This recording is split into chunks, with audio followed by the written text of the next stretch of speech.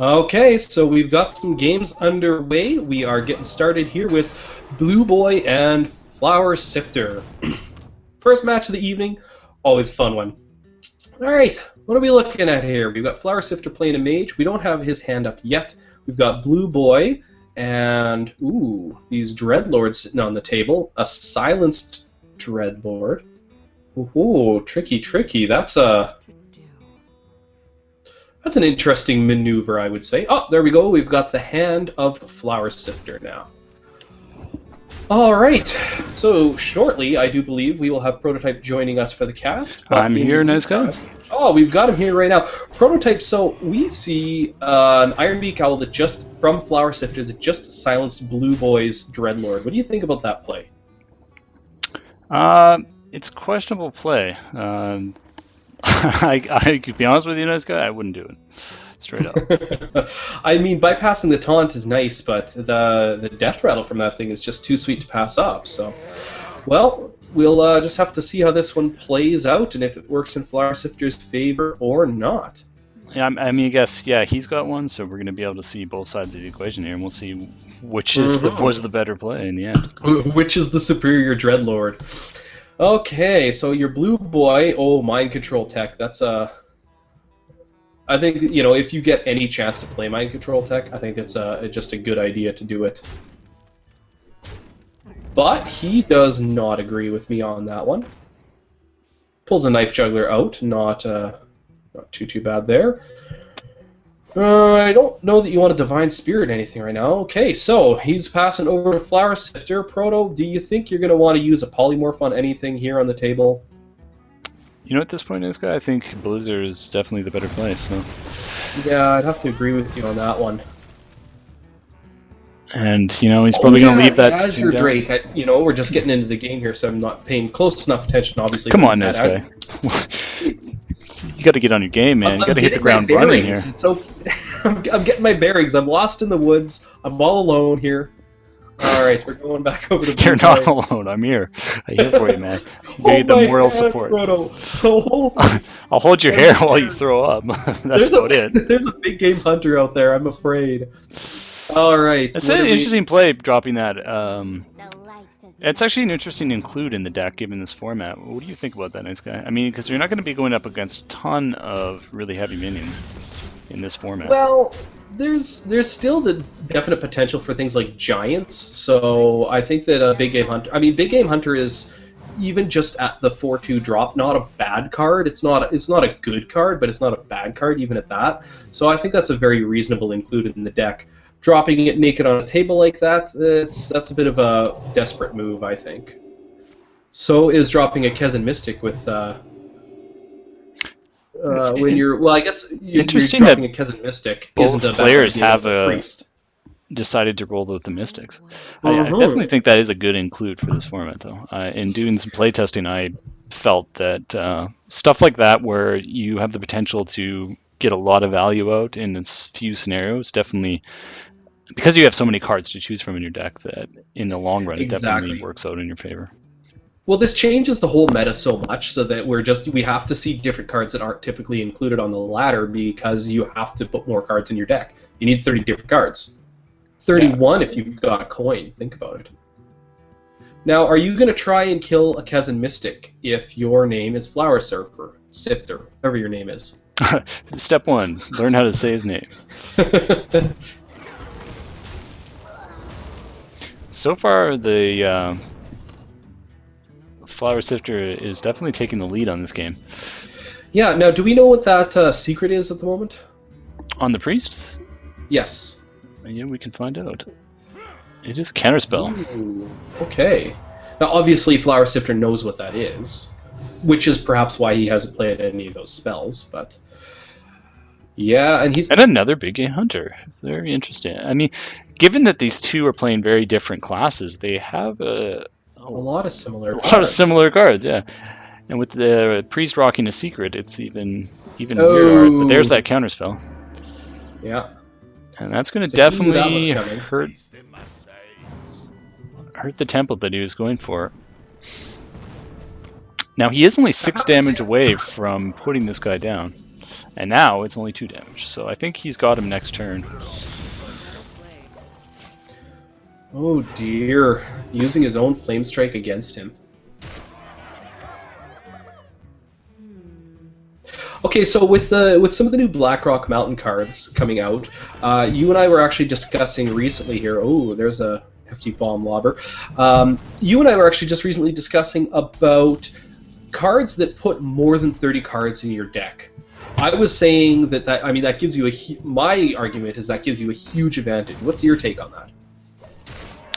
Yeah, it's definitely certain scenarios. I mean, obviously the games where they go down to the bitter end, so classes like Priest sometimes, that's going to be huge. But it's going to be interesting to see how it kind of works out and affects the tempo of the game and the turns that are played, right? And so that I just don't know. Board clear there for Flower Sifter. This is interesting. Like every turn that goes by here, the Priest is getting more life, making it harder and harder to get down to that Pyroblast limit. I'm just going to make a prediction here, nice guy. I don't think Flower Sifter is going to win this game. Well, Priest and Warrior are the two famous classes for the long game, and Mage, I mean, unless you're playing a Freeze Mage, which he clearly is not, that's not really one of their strengths there. So unless he could pull out some sort of magical OTK combo, but, you know, bringing the Water Elemental down, it doesn't do much good for him. There's a dead Anoyatron, and now Flower Sifter is down to top decking. I mean, there's a couple of cards that he could have in his deck that'll help him out, but he's with some card draw potentially. This is not one of them. Ooh. Yeah, this is definitely getting desperate. I feel for him. So here's where I think it started to take a turn for the worse, is when Flower Sifter played a Polymorph against what he knew was a counterspell. He just kind of threw it out to pop that counterspell. Would you agree, or...? I'm not entirely sure. I mean, I don't know what else is in his deck, so he possibly could have known that, yeah. Well, he knew it was a counterspell, but because the Mystic stole it from him, I don't think that the Priest, played a counterspell. That's right. And we saw. I missed that part. I thought he had Thought stole it, but yeah. We saw Thought Steal happen after that. That's why. Yeah. But he's just desperately trying. Sorry, Flower Sifter is just desperately trying to get some board control back, but it's too late. Mind games are. Oh wow! Oh! That has to be a GG, nice guy. Ouch! Oh, and he's gonna get the fireballs. This is just gonna turn into DM really quickly. Oh, look at the shadow. Shadow's punching him in the face too. Oh man, good old Shadow Boxer. This is the end of dog racing. You might as well just Power Blast yourself in the face here. This is not cool. Unfortunately, that won't kill him though, nice guy. I know he can't even kill himself. Oh, it's unfortunate. Well, he knows his opponent has people in hand. That is just too bad. So Flower Sifter is going to be going down into the losers bracket. Blue Boy gets a chance to do whatever he bloody well feels like right now. Holy Fire him down. Wins with a couple of fireballs in hand. I mean, that was a good game. Flower Sifter definitely had a strong opening game, but the Blue Boy just tended to sort of take control of that one a little after. I've commented on this before, and Proto, you could throw your 2 cents here in on this if you like, but generally speaking in CCGs and TCGs, it tends to be the deck that moves just a little bit slower that usually is favored in games, unless there's a deck that moves much faster. So, of course, a Zoo deck is going to generally be favored over something that is a very, very slow deck. Like a high aggro is going to win out over the long haul, but generally it's something that moves just a little bit slower, tends to usually pick up the wins. I don't know if you find that in your experience, Proto. I wouldn't necessarily say this is a kind of a different format, so I tend to think that less aggro-y decks are definitely going to be the way to go. And you can definitely see what happened in the last game that if you have to get down to top decking, it's and that's sort of what I'm referring to with the slightly slower deck there. Usually kind of tends to take the lead a little bit, but in this one we're just going to have to see. Oh, Circle of Healing already dropped is going to heal up that Blade Master for Chaos. All right. So yeah, Chaos this is then, one of yeah. the first round matches still. This is our boy Chaos, our Okay, local well, hero. let's see what he can pull out on this. There is some seriously high health minions against him on the board. There's a 3/5 sheep, for crying out loud. I'm thinking at this point you might be prudent. I don't know, Proto, if it's prudent to stall with a blizzard or not. Yeah, It'll give you the chance to kill the I sheep, think that's for sure. it feels like a play that Chaos would make, so I'm going to predict he goes for it. Well, if you blizzard, There it is. you can either take your chances with arcane missiles and try and hope that you hit the injured blade master, and I think that's what he's going to do. So if it hits that injured blade master, which it does, now you can kill it off. Good play there. It's all that sacrifice he did to the RNG gods. Lucky RNG for him. Okay, so I'm assuming he's going to take that and not the sheep. Yeah, and he does. Now that leaves him open to damage from not a whole lot that Code Mage can do. However, Ascension Shieldmaster is going to definitely be in the way here. Well, well, well. What are you thinking, Proto? What do you like for a play this turn? Just looking at the Twitch chat right now. I'm liking putting a bigger body on the board with the... I guess you could actually put 2 ogres down this turn if you wanted to. But if you just put the Boulder Fist ogre down, then you would actually have the chance to ping the Ascension Shieldmaster after attacking into it if you want to kill that off. There's a couple of ways he can do this.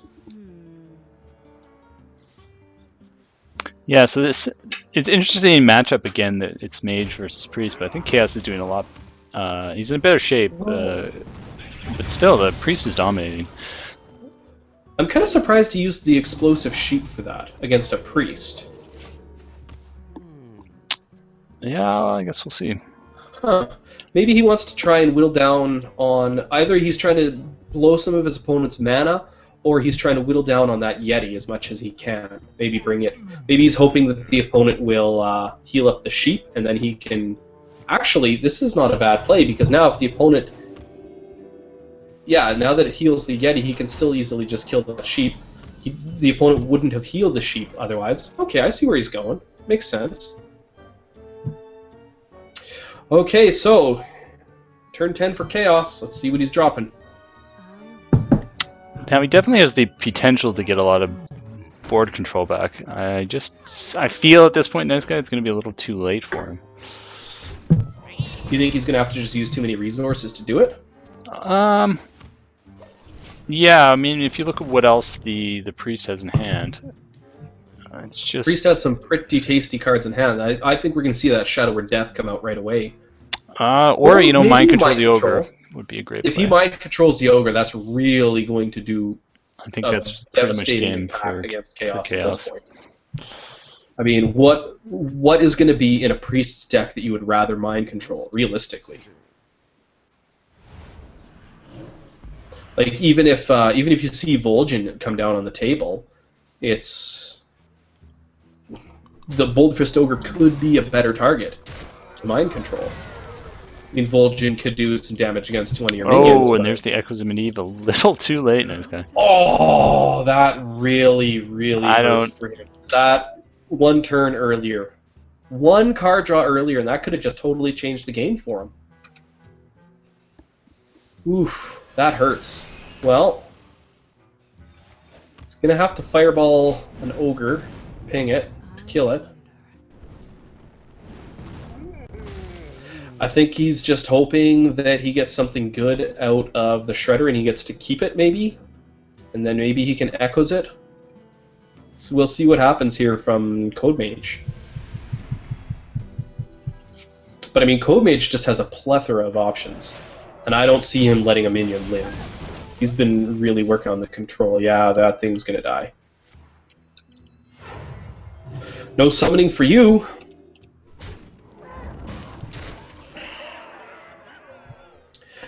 I don't see a mage coming back from this one, I'm afraid. I think that spells curtains for chaos. A well-timed flame strike would be really, really handy in this case, but I still don't think even that is enough to turn the game around. That just sort of levels the playing field, but you're still at half life against your opponent. He doesn't have enough to do an Ogre Brute and an Echoes here, unfortunately. Yeah, he's just going to get another Abomination. Well, oh, and that is the final nail on the coffin, that guy. Oh my gosh. Dead top deck. That's like having... I have no analogy for this because it's literally the worst thing that could happen. Oh, the only answer is to ask Aziz, I'm sorry, how this would play out. It feels a lot like buying concert tickets through nefarious means and then finding out they were selling them at the door. We're on live. Don't say it. No. Oh, there's the flame strike. That'll be nice, but it's not enough to turn this game around. I mean, you have to drop it just to try, but well, I mean, let's think here. Like, he's got an Abomination in hand, which is going to help him out. It's just he's up against so many cards in hand that it's going to be really hard to turn this one around at this point. But Chaos hanging in there. Yeah, he's hanging in there. I mean, the life advantage is so great. It's not, you don't concede, certainly, at this point, but the life advantage is just so great. And he can freeze that thing. This would actually be, I think, a really good time to freeze that Ogre up. Because what are you saving it for?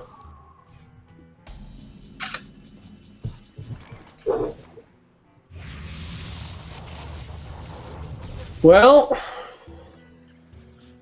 Auto Barber not super helpful here. Abomination more helpful, but unfortunately that silence in hand is gonna just make short work of that Abomination realistically. Yeah, it's just a matter of time. Can he? This is it. He's got lethal on board. Don't see it. Oh, yeah, there it is. Now you see it. Now I see it, nice guy. And victory for Code Mage! Woo! It's a party in here! Victory! Yeah! Go Code Mage! So sorry. So the first of our teammates is now done. We're gonna jump right into Bujin's first game here. Okay. Bujin getting a lucky bye into the second round, like he always frickin' does. We always try to get him in on the first match because we know we can get him casting, and then he always gets a frickin' bye into the second round. But anyways, we will jump into this match regardless. Apparently it hasn't started yet. Oh, well then.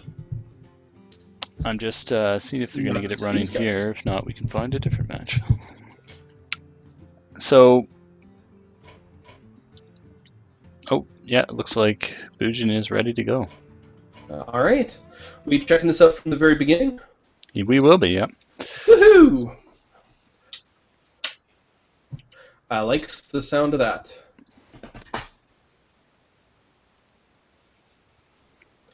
Oh, shout out to lost my volume Paradigm2238. Woohoo! That's my bro, Code Mage. So, he's got to be happy right now. Or, you know, like 3 minutes from now, he'll be happy.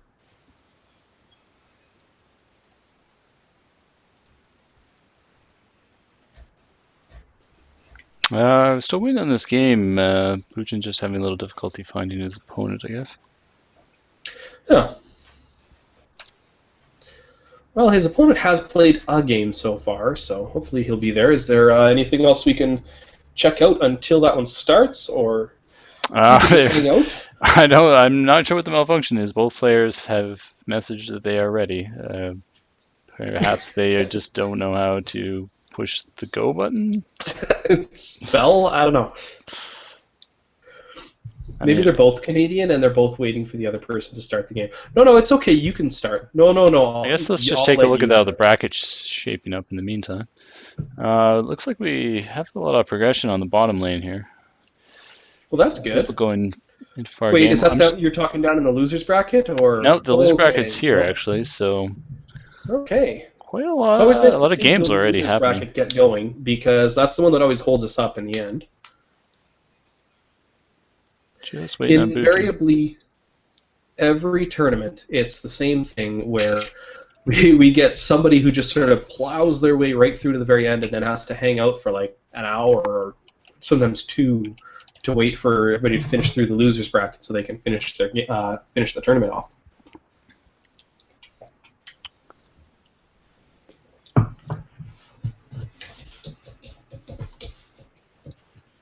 Both players unresponsive.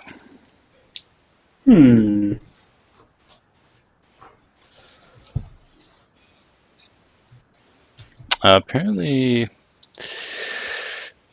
one of the opponents went AFK. Oh, that's awesome. We like it when that happens in the tournament. It helps things run very smoothly. You know what? In the meantime, let's check in on our old friend Heatwave. Hey, Heatwave! He's progressing along nicely. No surprise to see him moving along in the winners bracket there. Oh, and he just beat Holy Smokes. Right on. Maybe explain the significance of that for people at home there, nice guy. Of which one? So Heatwave, Holy Smokes, we have seen both of these guys in tournaments in the past. Holy Smokes was actually featured just before the beginning of this tournament. Oh, it looks like Bujin is ready to go, so we're going to load up here. I won't say too much more about how he was featured, but yeah, Heatwave has been a fan favorite of playing lots of our tournaments as of late, and really a big promoter for us. So hey, shout out to Heatwave. Thanks for participating and winning some of our tournaments. We're going to jump in here between Bujin and a newcomer, Shizad. So I'm starting to notice a little bit of a pattern here, nice guy. Scheherazade. Is it that I don't know how to say people's names? That and that every match is Mage versus Priest. It's Groundhog Day. That's the only solution I can come up with. Therefore, Half-Life 3 confirmed. I can't fault your logic. Do you waste well, sorry, I shouldn't say waste, but do you use a smite here? Yeah, it looks like he's just going to heal face, and yeah, questionable play by Bujin. Well, there's not too many better targets. He's just saving his smite for something that doesn't create a secret. I don't know. I mean, I think he's going to have to deal with that either way, and taking a bunch of damage to the face doesn't sound like a reasonable solution. Mind you, with this Swampoo's in the Power Word, he's going to be in a much better scenario or situation here, I guess. It's pronounced Power World. I'd like to correct you on that. I stand corrected. All right, then. Very well, then. Oh, top deck the Flame Cannon. Oh, what a perfect turn 3 play. Jeez. That's rough. That's rough for Bujin. I guess I should turn back on game sound. So all the boys and girls at home can hear. Good start. Yeah, I can't really tell you if you have game sound or not because I can't hear it on my end, regrettably. I just get to watch on my tiny Google Hangouts screen. Bujin is now at a point where he's creatureless with some creature buffs. So Bujin, one of our crew, he has had some unfortunate runs of luck in the past tournament, so we're really rooting for him this game. I'm not. I've given up hope. Oh no, I mean, yeah, we're rooting for him. Absolutely. Jumping ship right in the middle of the tournament on stream. Traditionally, you know, the players in our group have not done very well in the very tournaments that we host, and just once I kind of want to see one of them make it up there. Make it at least a little further down the ladder. Well, Proto, the only answer is to duplicate yourself and play in the tournament yourself, because we all know that me playing in the tournament would not be that helpful. I like Piloted Shredder here, though, for the mana curve. Are you suggesting that I play in the tournament while casting my own matches, nice guy? That is absolutely in no way, shape, or form whatsoever what I am suggesting. But I am suggesting that a Holy Nova might not be too bad of a... Well, if you could get... I think he has no choice at this point. I mean, he can't afford to take that damage for next turn. Yeah. Okay. Oh, and it's a duplicate. couple of loot horrors. That's going to be some nice, tasty card Going draw. to hurt Bujin. I think it would have been better if it was the well, depending on how many secrets, of course, but it would have been better if it was the mad scientist. But oh well. I guess we'll never know. Ever. Mind if I roll need?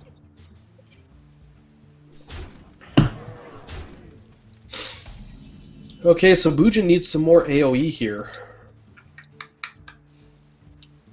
And Lightbringer is not... Lightspawn, sorry, is not really the best way to do that.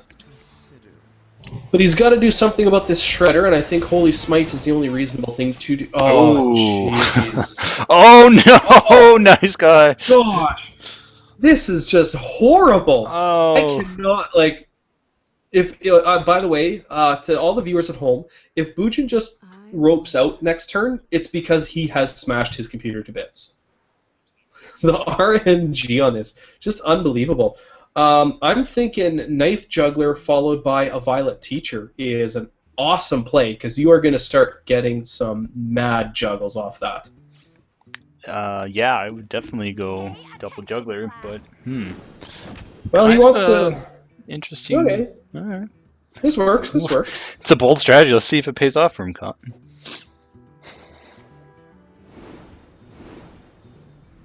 So now he is down Oh. 2 knives, potentially. Oh, what? This is not a game. This is just insane. This is just completely insane. I think somebody's playing a joke on us. They're like, oh, is this your boy? Then get messed up with him. Oh. What have you done to my friend? The same thing I'm going to do to you. Oh, jeez. That's kind of what this feels like right now. It's pretty much just a Dark Helmet playing with all his little model Hearthstone toys. No, sir, I didn't Bujin say is play with your definitely getting Hearthstone dolls regaled again. this game. I feel like this could be the end for him. Could be. This is kind of a laughable farce at this point. I mean, the RNG has just taken Bujin, bent him over the table. gonads. Like, he didn't stand a And chance. there's the GG. Oh, jeez. Well, that's game. Woo! We can all go home. for the win. All right. And the second ESBU is taken down to the losers bracket. Yeah, there we go. All right. Well. So in the losers bracket here. Yeah, how's that progressing? Oh, looks like Holy Smokes might be in the game here. Now, the significance of Holy Smokes is that he was featured earlier in this tournament. As a druid. In a certain video that some of you might have watched. So if you're playing against, well, I won't say. But you know, if you've got to duplicate, might be some painful memories. Just saying. So he's bringing a warrior to this one, and he's facing saved by 1 or saved by L. It's actually Maybe this saved is by some sort of but I still I was hoping it was some sort of weird, clever Saved by the Bell reference, but definitely be better. fail. And we've got him All on right. the stream now. Well, holy smokes, dropping an Accolade of Pain on turn 3. Definitely a nice turn 3 play. Wild Pyromancer. So we're going to see if Holy Smokes can redeem himself this tournament. Hey, Proto, guess what? What's that? It's not Mage versus Priest. What? You're right, but it's still Priest. I know, this is crazy business. We couldn't possibly have a match without Priest. Oh, interesting. I think you want to Frothing Berserker and then kill the Wild Pyromancer here. You could... No, that's kind of... I don't know. I was going to say you could Whirlwind before you do it. Oh, he's going to do it! Oh, excellent play. And he's going to take the Acolyte in then, obviously. But, well, I shouldn't say obviously. I'm assuming he's going to. Okay, there we go. Yeah, save Dead Axe and make one mighty Frothing Berserker. Does Saved by 1 have an answer for that? Ooh, An Ironbeak Owl is an answer for that. So is an Abomination. Or so he thinks. Alright. Yeah. I would Spellbreaker that. Yeah. I would do it in a heartbeat. This pretty much plays itself. Now, if you Spellbreaker it, But, what's well, your let's take follow-up? this one out, Nice Guy, because if he spell breaks it, he gets 7 damage to face, but he's still going to trade next turn. So, Yes. really, is the 7 damage to face against a priest worth throwing out your Spellbreaker? Well, that's the big question. Holy So smokes, he can do this and then just Sludge Belcher. agrees that it is not. Alright. More of a conservative play, but I think I agree with it. Yeah, it's a little more control-y, I think. I think we're all in agreement here. We're all in a joint agreement with Holy Smokes that this was a sound decision.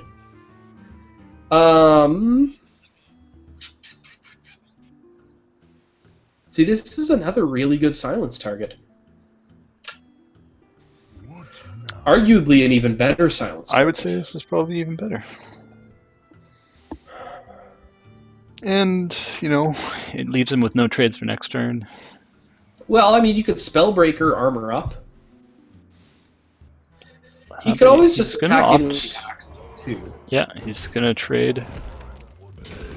Okay, so there goes the axe. Okay, that just happened really fast. I thought he just ended turn for a second. Alright, so there we go. There's the Senjin in the armor. Saved by... What's he going to be saved by? I was thinking the same thing. I think Giblin Senjin, maybe. No, he wants to save the Senjin, so he's going to heal up. It's not bad. I don't know why he threw away his ooze, though. That was Yeah, strange. I'm I stretching. mean, I don't. Stretching That doesn't free that feel one like it out. did Yeah. any good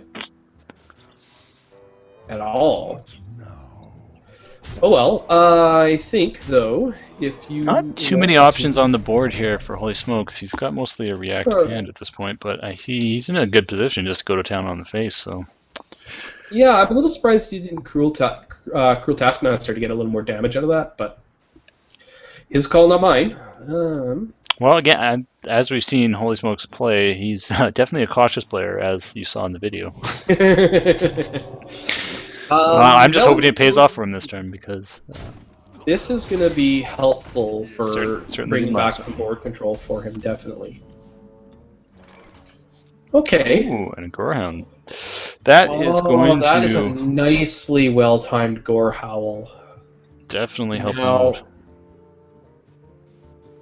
A couple plays here, He- Nice Guy. What would you think?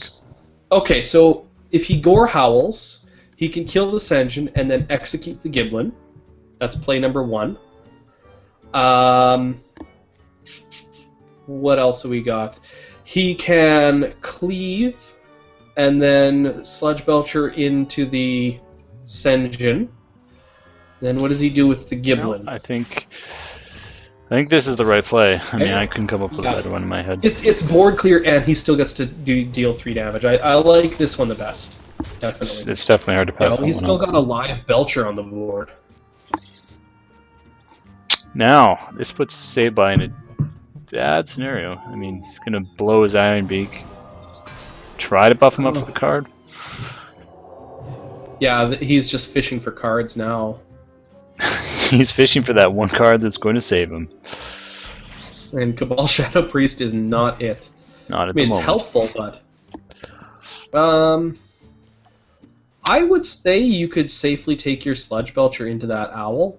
No, I don't think Okay, Holy Smokes Gore is going to Howl. agree with you there. That's fine. And I don't think I would either. I think I'm going to keep my creatures on the table. Alright. Yeah, it is a Gore Howl. I mean, he's got lots of Clearing. mileage left on that thing. Excellent play with the Pilot Shredder. You know, I don't Just gonna feel pass like it over. Gore Howl, though, I don't feel like it holds up quite as well as the 2-person Henkel's Knife. You know, it gets dull much faster. Proto, how do you feel about that? Sorry, I missed your question, Nice Guy. Well, you know, like a 2-man Henkel's Knife is going to stay sharp for much longer than a Gore Howl is. So, I think given a choice between a gore howl and the two-person Henkel's knife. I mean, a one-person Henkel's knife. That's a little different, but. Yeah, I don't follow you, Nesca. Oh, really? Yeah. Oh, and the light bomb. Great play. Light bomb taking it out. It's the two-man knife and the one-man knife. You know, the knife that has dudes on it. The German knife that has dudes. It's like the $200 knife. Your mom gave me one for my wedding. Must be like a wedding shower thing or something. Bringing up old Your times. mom gave me a knife. True story. This actually happened. All right. I'll give your face a knife. That did not happen. However, Back to the matter Gore at hand. with Gore Howl, you definitely don't want to throw out the. Looks like Zombie Chow's coming down. I think Zombie Chow is safe to do here. I would go Cruel Taskmaster at this point. Yeah, you might as well. With an open board. Well, you might as well, and then We'll there's see. saving it for a good trade. Oh, and that is an unfortunate reversal. Just like a WWE match. He can easily use the Cruel Taskmaster now. But then the Zombie Chow's gonna die. That sucks. It's a terrible world. The RNG. Oh my gosh. Okay, so here's what you do. You kill Gore Howl into the Unstable Ghoul. It deals 1 damage to everything. You Cruel Taskmaster your Zombie Chow, attack it into the already damaged... frick. I'm losing my mind here. Help me out. Cabal Shadow. Cabal Shadow Priest, and then it dies. And you clear the board. Or you pick up a slam. He's coming a little late to that party, though. No, I think I like these. I like these play. He's definitely maxing out both his mana and utilization of the gore amount. So Yes, this is true. I mean, he blows the silence doing it this way, but he does keep 3 minions on the board. I don't know, I think I still like my way better, but there's only one way left that we're going to see this one play out. that's why he's playing, and you're casting. Nice guy. You are right about that one. Okay, there's the commander. Alright, so. He can... Wait a minute. Holy crap, Cruel Taskmaster Grom Hellscream. I wonder now if that's what he's been waiting for. Does he have lethal? That's 12, 16, 18. He's got lethal. That is it. definitely lethal. That's freaking game right there. OTK! Wow!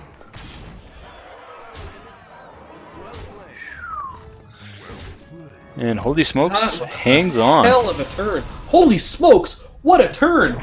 Oh, it's a party up in here, holy smokes! We got your win! We got your victory! That's my boy. Alright! Whoop-whoop. So, looking at the winners bracket here. It looks like we got a game between Heatwave. Let's see if we can get into that one here. Oh, Heatwave and Shazad. It looks like he's hanging out on menu, so it hasn't quite got there. We'll have to see when they start up. So Shazad took out Blue Boy. We saw him play a little earlier, and Shazad took out Bujin. So he's climbing his way up. Let's see if he can take out Heatwave. Should be an interesting one. Now, do we know what deck Heatwave is playing yet? I have not heard or seen anything of in this tournament, so... Shazad was playing a mage.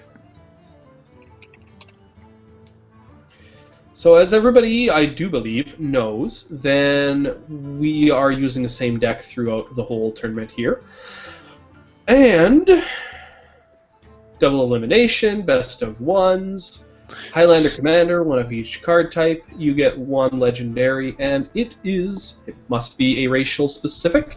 So you get 2 choices, and depending on how much dust you have and what you have in your collection will dictate that much more strictly. So I can't seem to get a hold of either of those players, so we're going to go try to get into game C51 there. Code Mage and Lethality, eh? We haven't seen Lethality play yet. Alright, we're going to get in on Code Mage here. Okay. See how far underway this game is. I love it when we get in just in time to Oh, see Paladin. somebody just get owned. Kind of like is going on right here. I see why his name is Lethality. Well, it's not too bad. A well-timed...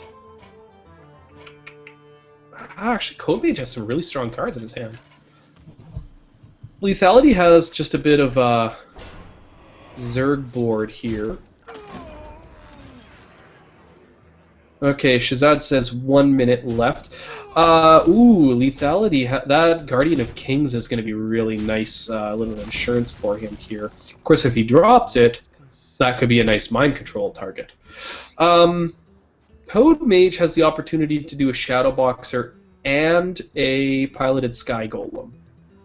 Proto, would you do the pair of those, or would you just drop Force Tank Max naked on the board? You know, against this many number of minions, I would definitely favor the plays that drop more on the board. I would definitely agree with you, especially something like a Piloted Sky Golem that's going to generate another minion as well. Okay, so that Argent Protector is going to take out the slime, and old Quartermaster beefing up the dude. A lot of interesting plays here. You know what? With that one taunted, I'm probably thinking Quartermaster. Yeah, I would totally dude up and then Quartermaster. You've got enough to even drop. A nice guy knows a thing or two about duding up on a Thursday night. You could even drop this acidic swamp ooze, so you could, like, dude and then get another like big burly man on the table and then get some slime involved. Yeah, I don't want to know what Junk you do bot. on your Thursday nights, but that doesn't. Wait, no, that's not a junk bot. That's a clunker. Screwjank clunker. What the hell does that thing even do again? Nobody uses those things. I say, what the hell does that thing do, and then we'll see it and we'll go, oh yeah, that's why nobody uses it. It gives a friendly mech +2/+2. Nice guy. Yeah, and it's a 2/5 for 4. Ugh. And your disgust is palpable. If Mech Warrior was a Oh. thing that happened in like life, then then I could see where that would be a card that people would play. Is Shazad and Heatwave going yet? I'd love to get in on that game when it starts. They are still hanging out. Still hanging out, hey? Just being friends. I pictured the two of them sitting in a meadow staring longingly into each other's eyes. Of course, it'd be a really frickin' cold meadow if they were where we are. It snowed today here. The streets were so icy. It was unbelievable. Don't talk about your weather, nice guy. It took me like twice as long to get to work as it usually does. I have a very And by short work, time- you mean watching Hearthstone matches all day? Yes, your job. obviously, that's what I'm talking about here. You think I'm going to work while I'm at work? Clearly, I'm going to promote the tournament. Clearly, I'm going to drop Guardian of Kings and just heal my own face. And then I'm going to shield it. And So, then I'm going to... this is working out pretty well for Code Because my Mage. name is Lethality. Wow! That is just a really strong turn for him. Code Mage is in a lot of trouble here. I mean... Well, I mean, he's going to be able to take back that Guardian of Kings, which Yeah. is probably his best play at this point. I think that's kind of his... And his realistically, only play at this point. Lethality's then down just to a 1/1, and now here's the smart play: would be to take out the 1/1. Well, yes, but he doesn't know that. But you have to suspect against Paladin. It's the only card in his hand. I mean, he's playing the odds here. That's what Code Mage is doing. Yeah, I'm just saying in general, you want to take out. You don't want to leave Yeah. those minions on the board against Paladin because this shit happens right here. Yep, that's what it does. It happens. It's a thing that happens. Do you want to sack 2 minions to take out that clunker? I guess you're not sacking either of them, but...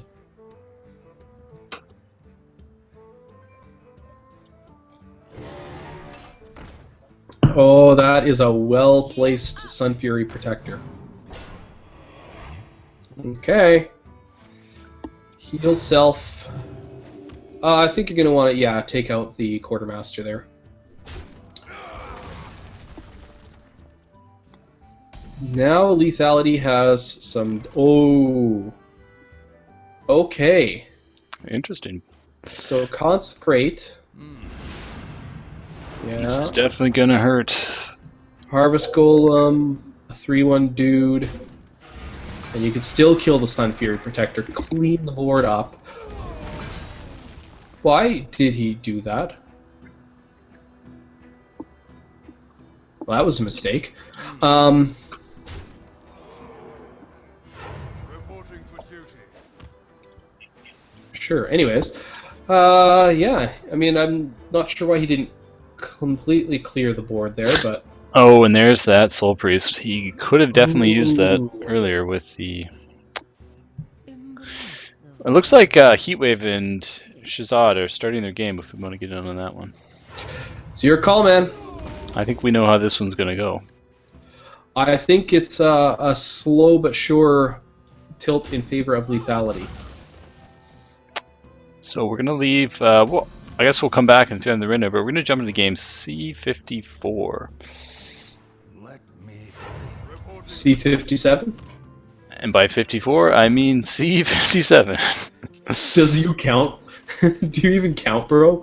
All right, Apparently not. let's jump in and see how this one is going, how it's going to get started.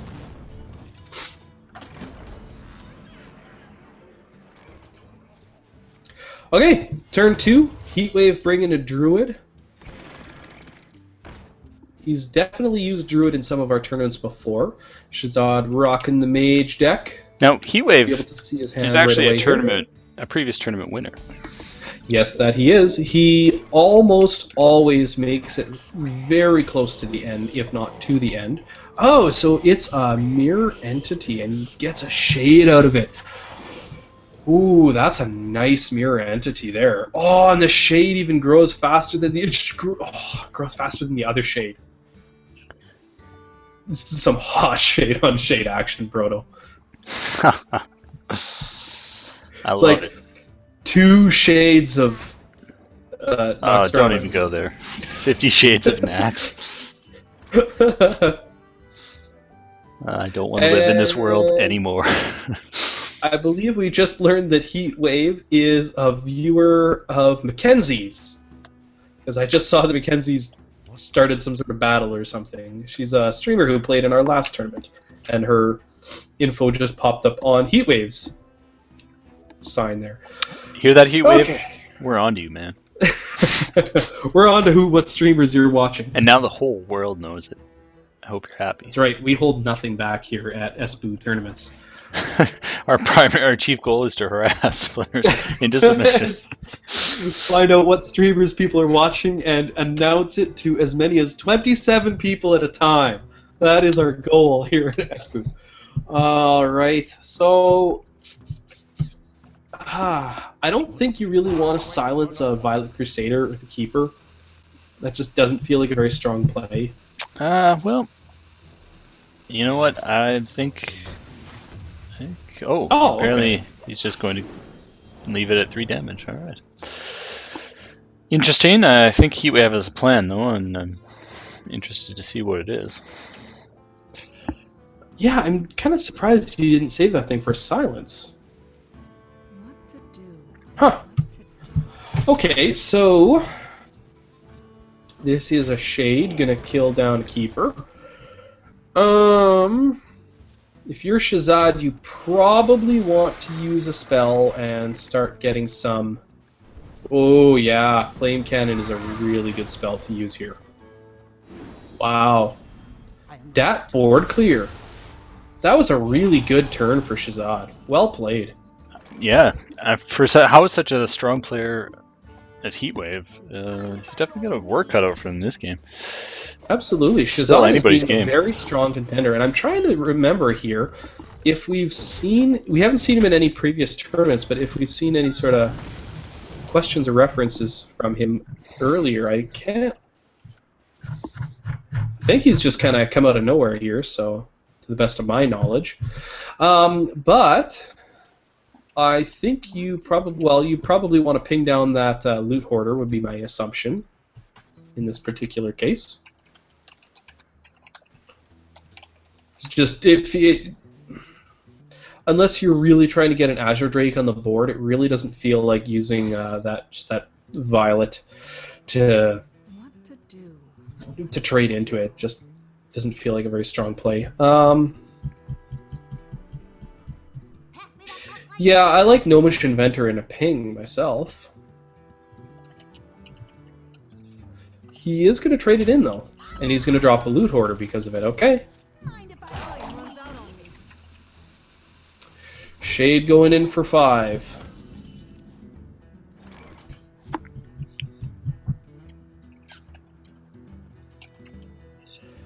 Alright, Prototype. Your name is Heatwave. You've got It's a great 7 name. cards in hand. I'm a druid. I'm at You're a 22 life. druid. What do you do? I play in ESBU tournaments, and I be a boss. I think I like Sludge Belcher better than Bear of the Claw, but Yeah, I'm leaning towards Sludge Belcher as well here. Druid of the Bear. It's just Sludge Belcher. Well, Sludge Belcher. Ooh, no. You know what? Oh, interesting. That I did not see coming. He's not leaving anything to chance. Actually, I like that play the best because Sludge Belcher dies immediately to a 6/4 Shade next turn. So this way, he at least gets to kill the Shade. I wonder. Careful on your head. Okay, this is a nice play. Fits the curve perfectly. And a duplicate. Oh, mind control tech time.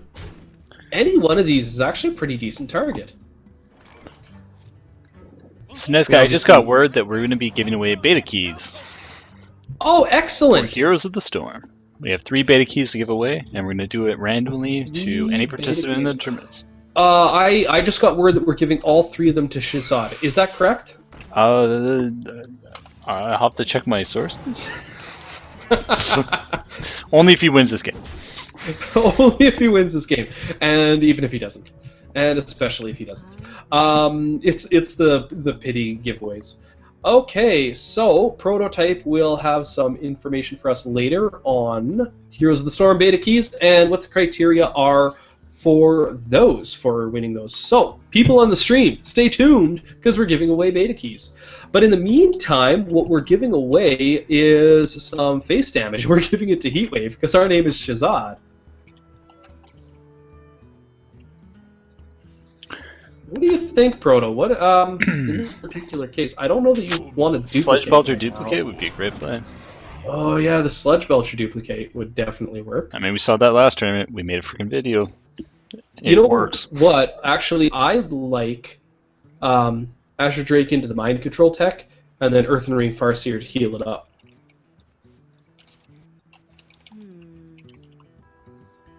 But that's just me. Time runs out on me. Then you could take your Gnomish Inventor, clear out a Loot Hoarder. There's all kinds of things you can do, but... Or you could just do a whole lot of face damage.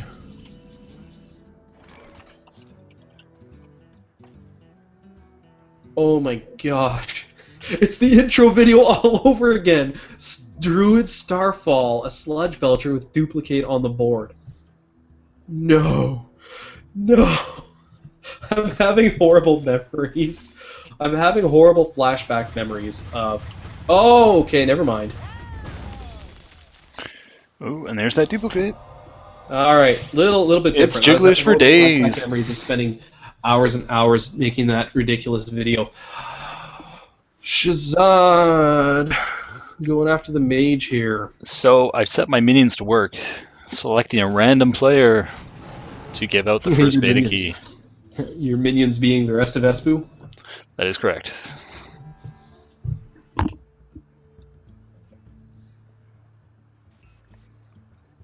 So far, not looking good for Heatwave. I'm feeling. I feel like he may not win this one, nice guy. That concerns me. Apparently Nablus is going to go crash with Paradigm 2238. What to do? Okay. Do. Man. It's just not looking good for Heatwave. But Shazad just not quite getting enough foothold, but I think just the life advantage is just I think a it's going to little be too great. Jigglers all the way down, nice guy. Actually, I mean, that's how I would do it. It's a flare move, right? It's like twirling the knife before you stick it in his gut, right? Well, he's Just not too knife him far down. away. With that fireball in hand, he's really not too far away from a lethal here. No, sir. On your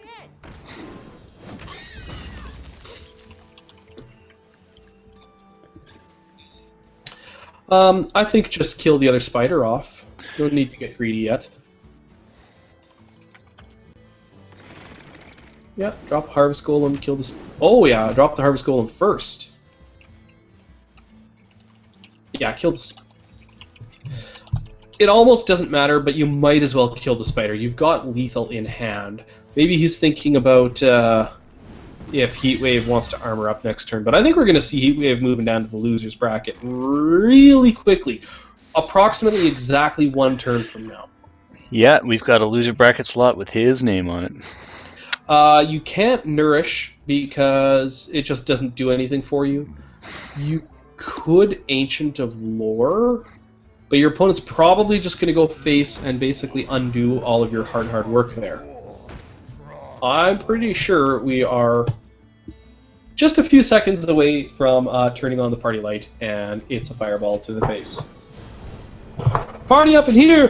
Whoop whoop! For Shazad over Heatwave! Woo! And that is all they wrote. Alright. It's party up in here. Nothing but parties here at ESBU. Nothing but parties all the time. None of them are parties. So, to recap, Lethality did win that first game we were watching, and now Heatwave is going to be moving down to the losers bracket. At this time, nice guy, we have our first winner of the Random Door Prize Heroes of the Storm Beta Key giveaway, and that is Hekafufu. Congratulations, Hekafufu, on your Beta Key. Great game. We'll see you online. Now, nice guy, for our next match. And for my next we're turn, going to jump into the other round 4 game, which is Lethality moving on from the last one, and we'll see how he's doing against KNO. perfect. Let's see how this one plays out for us.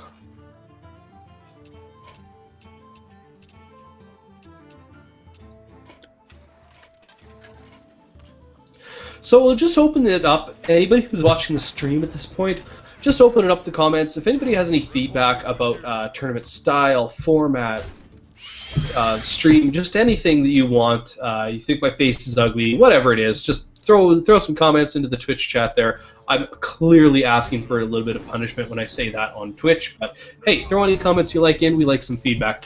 Let us know what you think of the tournaments. So Lethality versus No. This is Paladin on Paladin. So Proto, in Paladin versus Paladin, which Paladin do you think is favored? Paladin? I think it's definitely the Paladin who Paladins harder, who brings more of that palatial fury to the table. I don't know. I think it's actually usually the Paladin that Paladin's faster. I would say that's going to be a little more favorable, but we'll just have to see. We shall see. Again, that's a nice ooze. Great counter. On the Absolutely. Divine ooze. I think either way, we're going to have a great game on our hands here, Niska. Yeah, absolutely. I mean, that was a really good counter there. That's Paladin's one of my favorite classes. Absolutely. Take the... And it's a class that right out of... has done really well in previous tournaments of this similar format. Mm-hmm. So, what do you want to play? Do you want to drop a Defender Vargas? Solid play, but I think I'm just about to say I'd rather go with the sword and the acid swamp ooze. And the ooze, yeah. Strong play. I think so too. It's, I mean, getting that weapon out of the way now.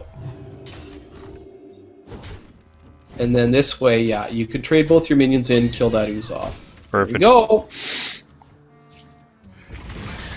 If it's one thing no knows, it's how to be a paladin.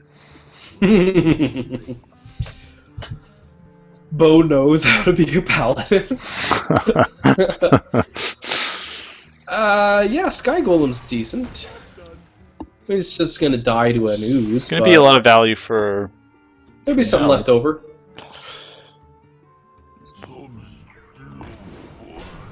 Or will he maybe choose it's to trade? not going to die to an ooze. Oh. I like it. I mean, the ooze... Oh! Yeah, why would you attack in if you've got a 4/6 Sludge Belcher? What do you do when you've got a 4/6 Sludge Belcher? You don't attack in. You go face with your 4/3 Ooze.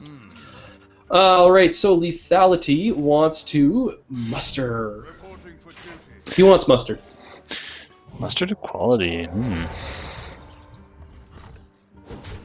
Oh, That's I a like strong this play. Yeah, that's a really strong play. Unfortunately, this is going to hurt him.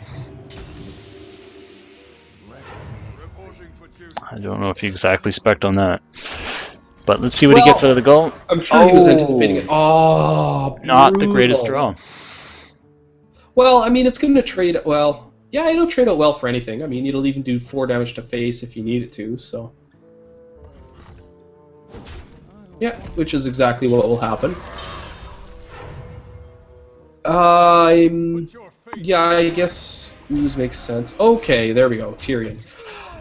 Is there a silence? Love that Tyrion. There is not, but there is an Aldor Peacekeeper. But do you counter a Tyrion with your own Tyrion, is the question. I would say No, I think you definitely. counter it with an Aldor Peacekeeper and you wait for a silence. Or a mind control tech. Let me But no, you're going to be clearing too much board for that. I think it's a solid play. I would definitely Aldor it down at this point. No, there's no point. I would definitely counter with my own. Alright. Looks like you win. Because Tyrion's a defensive play, and the real damage comes from the weapon, right? So taking down 5 damage on the actual minion, not as significant. Oh, basically, Now, being able to just clear board, though. Oh, what I'm and saying I is, don't I'm saying understand that this in the play. case that he's assuming that he'll be able to draw something out later that will silence it. In this format, I would never go with that kind of assumption, nice guy, because it's just too variable. Well, you don't know what is in his deck, though. Yeah, but your chances of getting it are very much slimmer than regular constructed. So if that is ever your strategy, get a new strategy.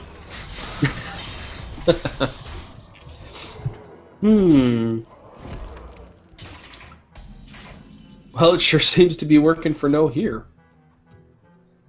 let me think. Whatever he's doing, it's working. And a terrible, terrible RNG there for lethality. Yeah. Protects me. All the Ashbringers on the table.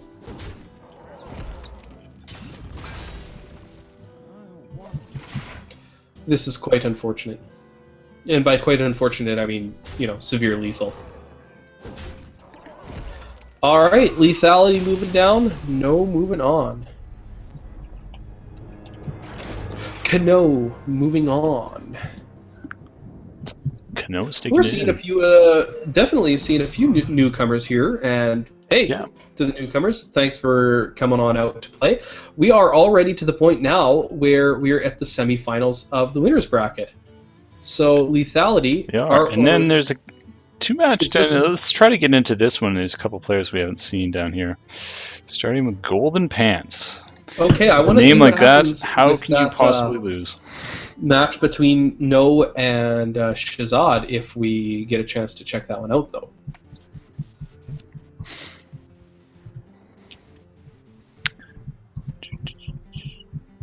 So it looks like we have Golden Pants, and he is doing battle with friends, so let's get in on that. Going into match C62. So this is on the losers bracket, is that correct? This is the winner's bracket. Oh, this is still in the winners bracket. This is the other semifinal match. Ah, yes. I don't think that this game is going to go too much longer. Well, they're judging by the size of those decks, they're probably not that far into turn 10 yet, so... Man, that's a mighty Jeeves. Wow. Curious as to how that happened, actually. How'd Jeeves get so buff? Jeez, you've been working out. A whole montage where Jeeves is just lifting weights and drinking oil all day. Just slamming oil, man. Nothing gets you cut faster. 1-5 giant. Wow, this is huh. Reporting for duty. This is kind of cool to see. All right. So Golden Pants playing the Thought Steals. Ooh, a Sea Giant. Oh, that curve.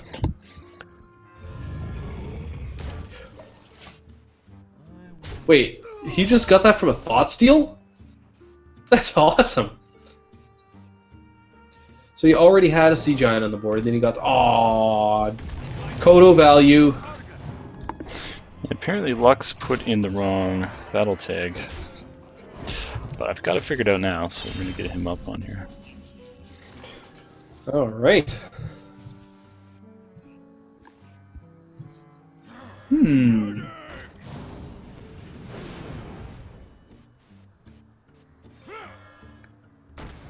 Wow, that is one big Sea Giant right now. Whoa, that's a big sea giant. Look at that Sea Giant, dude. That thing's huge. It's a full giant! It's like double What does giant. it mean? Double Sea Giant. What does it mean? Great play there. Okay. A few options on the board. Let's get a True Silver. I think True Silver to take out the Temple Guardian with your Argent is a decent play. That way, hopefully, your Kodo lives to absorb the damage from that Sea Giant there. I don't know that you can afford to do much else at this point. It's kind of that, or trade both your minions into the Sea Giant and then just take 6 face damage and love it. Or just go ham. This is definitely the best play. Alright. Now, does he have a way of dealing 1 damage next turn? He does not.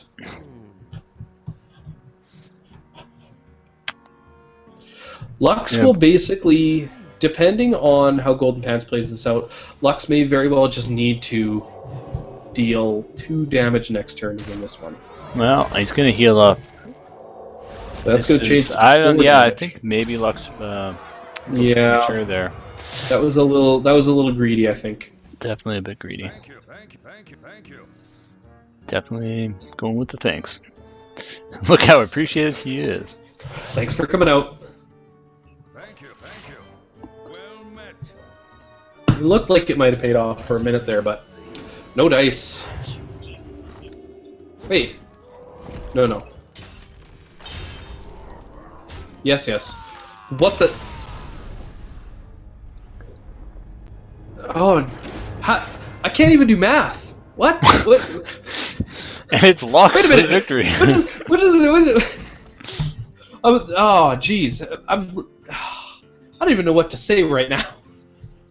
That was an interesting. Interesting, Yes. definitely interesting combo. What the hell? I could have sworn he was 2 damage off. Where did I miss that? Definitely missed something there. And it looks like the Shazad No game has not started yet.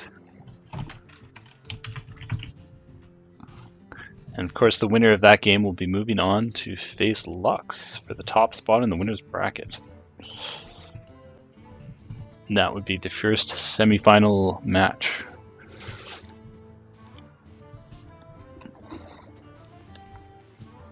And looks like they're just getting ready to go here, so we're going to be spectating on C61. Excellent. And the winner grants the great privilege of facing Lux in the next round. If I was thinking ahead, I should have gotten able to do another draw, but well, I guess we'll get him to start now. All good. It's all good.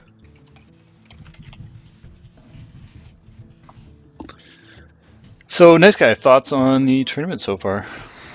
You know what? So far, from what I'm seeing, I'm really liking it. We're getting some good feedback from people. So hey, keep the feedback coming in the Twitch, which is actually just what I'm talking about right now. Just people, saying, it's just nice, casual fun, which is what we have always gone for. We like to keep it just casual, relaxed, and fun. This 32. What exactly was the player total for this? Were we up closer to 40 by the end? Nice guy. 36. So, almost everybody will have gotten a buy into the second round at that point. But hey, that's cool. So we always cap it out at 64. So we're just a couple players over that initial first bracket. But just good to see lots of people turning out. Good to see the participation level that we have. And it's just nice to see people enjoying the tournament. So thanks to everybody for watching the stream. Thanks to everybody for coming out and playing. We wish you the best of luck looking towards that $20 BattleNet gift certificate.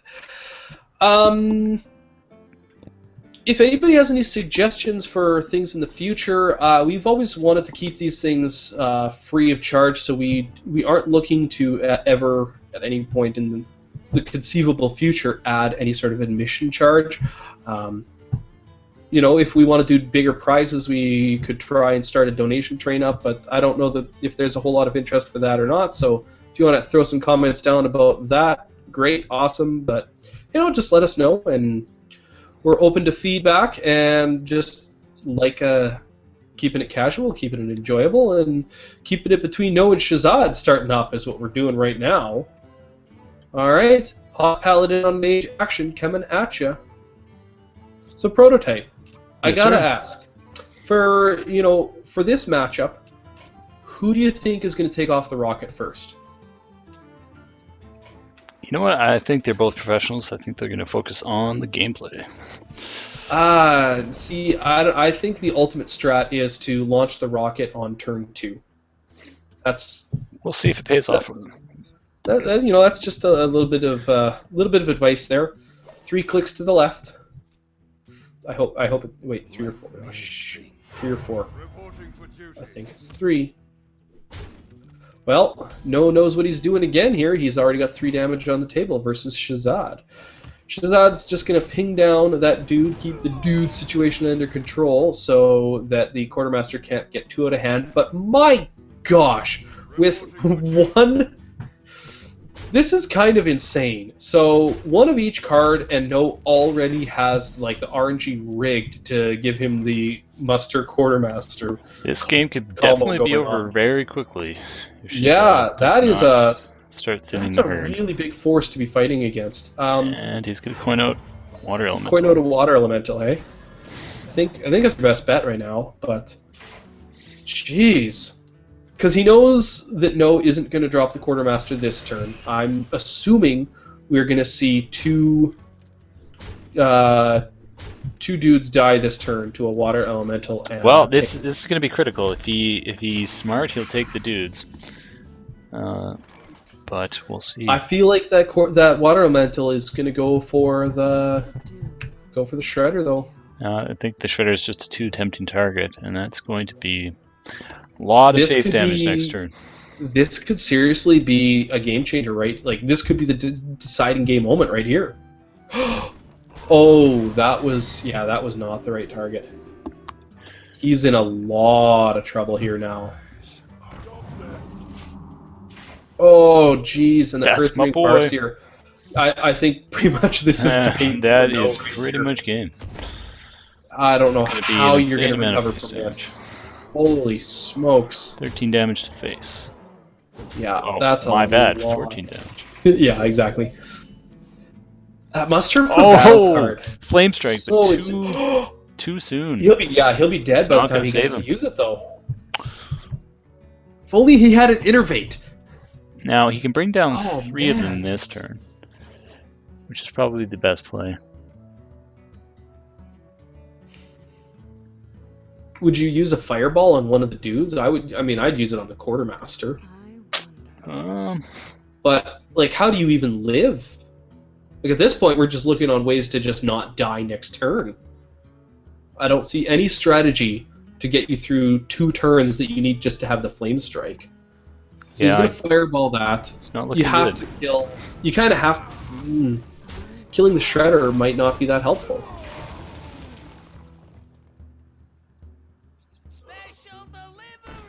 Oh, jeez, a Bomb Lobber and everything. Well, that's some big trouble for Shazad. The RNG was not with him on this one. Not like it was in some of those other games. Oh, it's a party up in here! Yeah! No Quick, for the decisive win. victory for no. Wow. Was that turn 6? That, I 6 or think was 7? turn 6. Jeez. Wow. So that's going to bring No up to face Lux in the semifinal.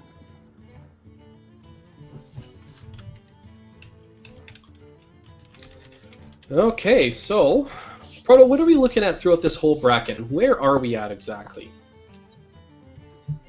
Are we on the winner's bracket, the loser's bracket? Walk us through this. So this is the winner's bracket here, and this will be the semifinal match. So the winner of this one will go on to the finals. Okay. The loser's match So- is progressing nicely, as indicated Lux by the is L going to match. face No, is that correct? We're already on to... That is correct, yeah. We're just waiting Okay. for them to queue up there. And we'll be And- getting back into that match. In the meantime, yeah, we've got a lot of the high level players that we saw in the winner's bracket still waiting on their matches as the losers catch up, which is usually the case. Oh, Shona's out. Shona featured getting in eliminated. one of our other videos, we'll call it, but it's all good. It's all good. Shona's still in it, actually, nice guy. Oh, sorry. Okay, so lethality. Oh, I see how that works. Okay, I saw lethality after that match, and I just assumed it was Shona losing out. But no, lethality jumping straight down into that one from where he lost on the ladder. So Shona's still in it. Team Monet, holy smokes, versus Mitchell next right now. Is there a winner from that one? No, there is not. They are facing off at the moment. And so we're just waiting. We're going to do another draw here for giveaway of Hero of the Storm beta key. So if you get a friend request from the ESBU account, do accept, because that might be your chance for winning. So Prototype, who won the first one? As mentioned before several times, the winner was Heka Fufu. Hooray for Hekafufu. I do believe Hekafufu was one of the very first people to start talking in the Twitch chat, yes. Good for him. And good for him for winning that. So while we wait for that match to start up, I'm going to see, we can get on in this match we're looking at here, L34. Timone and Shona, okay. We need some popcorn first. Twice. Double the popcorn. Extra butter. Oh, Mal'Ganis. T-Money. Huh. Demon Heart Mal'Ganis. Do it! Do it now! He's your commander. It's a shame you couldn't... Yeah, it's a shame you can't really faceless him right now. Ooh, and enough for a Voidwalker left over. Yeah, and that's one big Voidwalker, alright.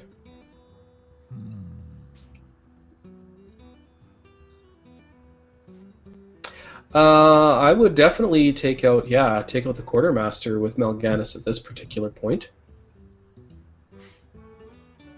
The Aldor Peacekeeper will just die off on the Voidwalker if it tries to attack in, so... There we go. Okay. So this is the first Warlock we've seen now so far. I'm loving this. I love to see the diversity, and you know what else I kind of love to see? Little guilty pleasure here, just personally. I love that there are no frickin' hunters anywhere. It is just nowhere in sight are there hunters in this tournament. So we're going to come back to this game, nice guy, but we've got our match starting up here, our semifinals, so we're going to get in on that. Alright, so we're going to say goodbye to Timone and Shona for now. Hopefully we'll get a chance to do more, is hopefully what we'll get a chance to do, actually. But no, hopefully we'll get a chance to see who wins that one. And I'd love to see some Shona play later, because I'd love to see what that Warlock deck can do. But let's roll with No and Lux. So this is a quarterfinals match of the winner's bracket. No, sorry, the semifinals match of the winner's bracket. Get your story straight, Caster. So the winner of this match will be going on to have a chance at taking it all. My shield Now, just to mention, as we're going in this game with a really strong start by Lux, is that if the winner of the winner's bracket wins their first match in the finals, they win the tournament. If they lose, they have a rematch. So it's not really a best of 3, but because it's a double elimination, they get a chance to have lots of dudes. That's a really awesome play there. They get a chance to be able to get a second bye at it because because they haven't lost a game yet. Ooh, and epic consecrate great right there. consecration. Wow. No, can't be happy about that. And Lux just with an absolutely devastating lead. Too far away from lay on hands. Is there any way to even just not die? This does not look good. I mean, these Paladin games, wow, they go quickly. Yeah, like these Paladin decks are just really, really powerful. Which is interesting, because we started off seeing nothing but Mage and Priest. Yeah. No knows it. You know what he knows? He knows it's time for party. That's what he knows. Lux just taking the game. Amazing victory by Lux. So we're going to jump down. That's it for the winners round. So let's get into the loser bracket and see what's going on. Okay, so Lux is going to go on to face the absolute winner. All right. Now we got our choice, nice guy. We can do L34, although I still don't have T-Money on the list. Or we can go into Holy Smokes game in L39. Let's jump into that game with Holy Smokes, because I think that T-Money game was going to be pretty limited in longevity at this point for us. Okay, we are going into match L39.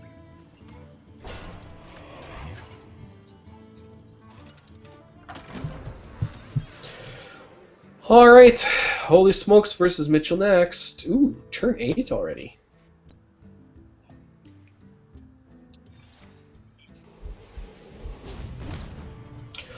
Ogre Ninja. Oh, one off Gore Howl.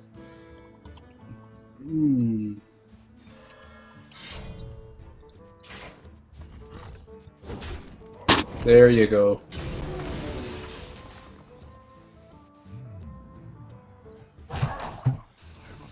Okay.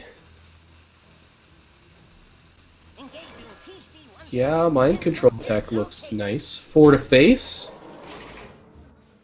Huh. So many options. just trying to see where this is going to go. Oh!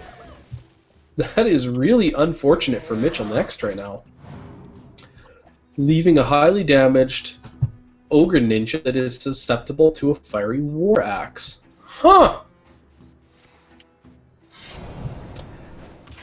And if Holy Smokes wants... Okay, that surprises me that Mitchell next would do that right now. Surprises me greatly, actually. So I'm thinking that Mitchell next is probably going to want to use the... Oh man, Grom too. Oh, Grom with a Whirlwind. Oh, this game's over. So just attack in with the War Axe. You might as well go... Oh, okay, no, not going to go face. That's fine. Just do the solid board clear.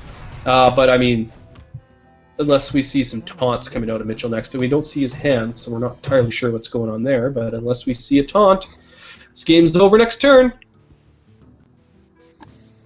And I mean, he's got... Holy Smokes has added insurance with that Gore Howl to back it up too.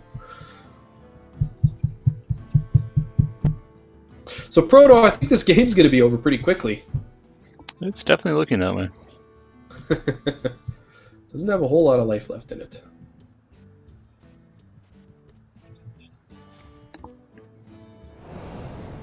Oh, that's a good play.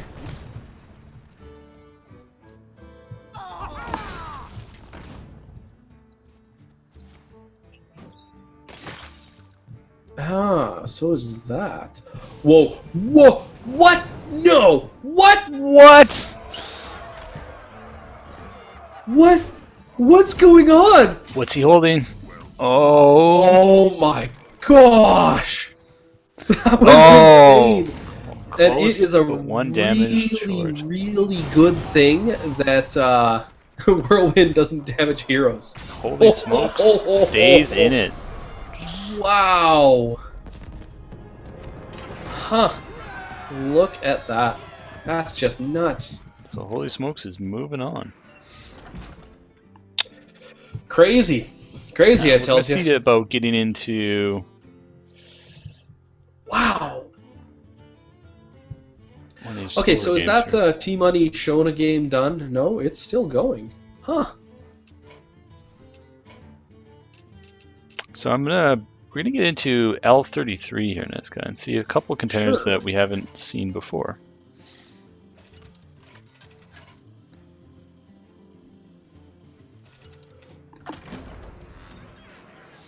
Oh, it looks All like right. they just started. Oh. Well, 6 turns ago. Another priest. Priest Paladin. Gotta love that matchup. Okay, so what are the classes we haven't seen yet? We haven't seen Hunter. We haven't seen Shaman. Shaman. What else? We saw Rogue Warrior last game, which is Rogue. Fall We of the see. Ordinary. Yeah, we saw Warrior for a while back with Holy Smokes there. Huh.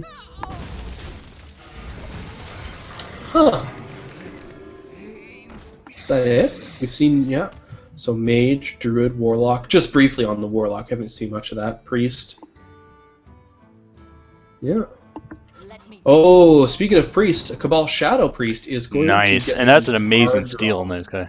Yeah, Doesn't get much better than absolutely. that. And at this point in particular, I mean, you're going to get almost guaranteed you're getting at least 2 cards out of that. That So the value. draw. Get it in my mouth. Yeah, absolutely. Pour I will those get cards all of that directly in in. your mouth. Get all those cards right down. Sorry, my did I say that out loud? What's going on here? Where am I? Who put me in here? You're in the casting booth. Oh, that's right. Sorry, I forgot where I was for a moment. That's right. I'm in my office at home. Okay. What's the I don't play here, like Seal of Nesca? Light here. Really don't. I mean, he's in a pretty bad position. Not a really good play either way. Yeah, none of these are that great. I must move quickly. Ugh. I mean, would you just dude Quartermaster? Oh.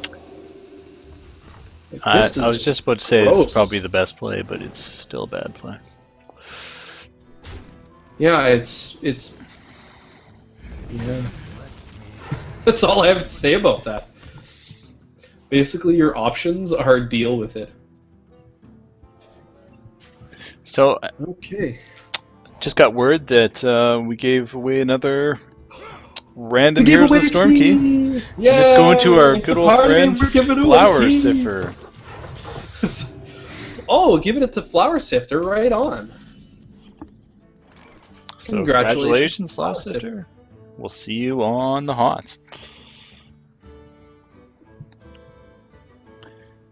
So stay tuned, ladies and gentlemen. We still have one more key to give away. Okay, Nameless is just like totally just being the pimp up in the Twitch channel, giving away keys all over the place. He's just throwing them out like he's a mother effing locksmith.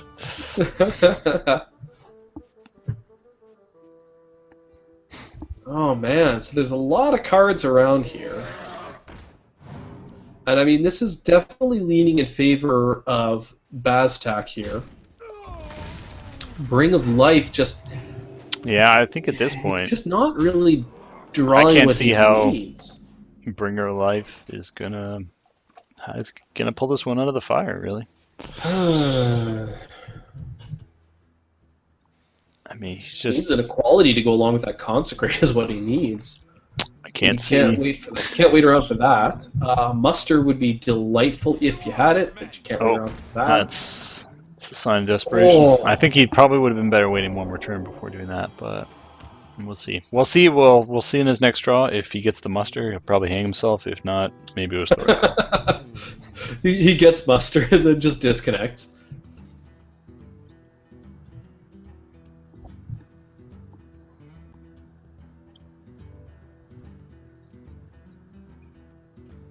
Okay, so Baztak with all sorts of options. I kind of think that Stormwind Champion is one of the best ones right now.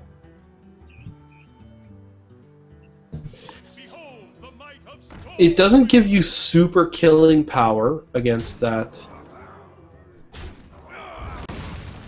Quartermaster, but it'll be good enough. And then you can heal up your Cabal Shadow Priest again. I just at this point, yeah, Oh man, another draw that's not going to help. I just don't see it in this guy. Bring of Life really needed that Acolyte of Pain.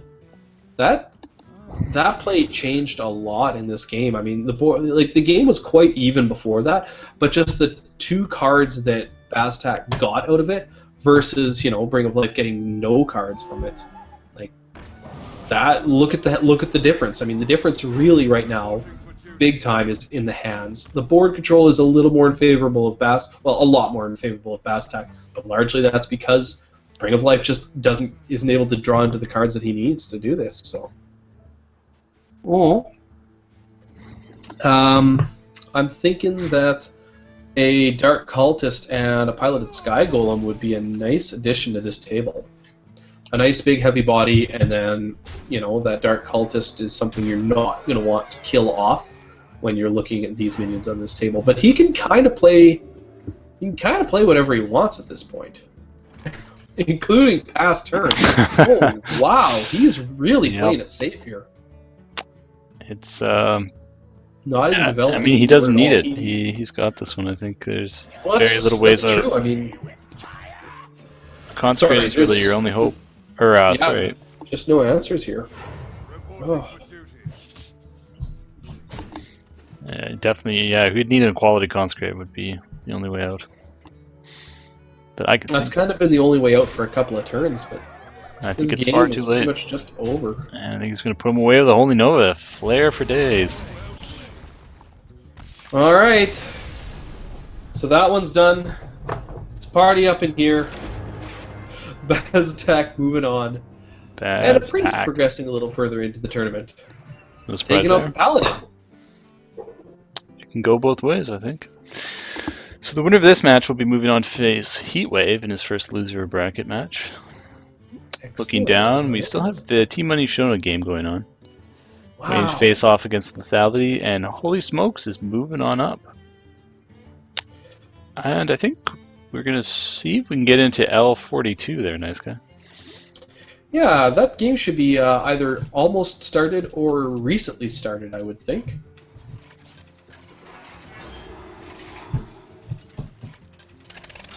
Oh, pouring a pre-game beverage? That sounds delicious. I want a pre-game beverage. So we're a little ways into it, but not too far. Cleave. I'm just going to go out and say it right now. Cleave. What now? Yeah, the more I look at this, cleave. Let the pain speak Ooh. to me.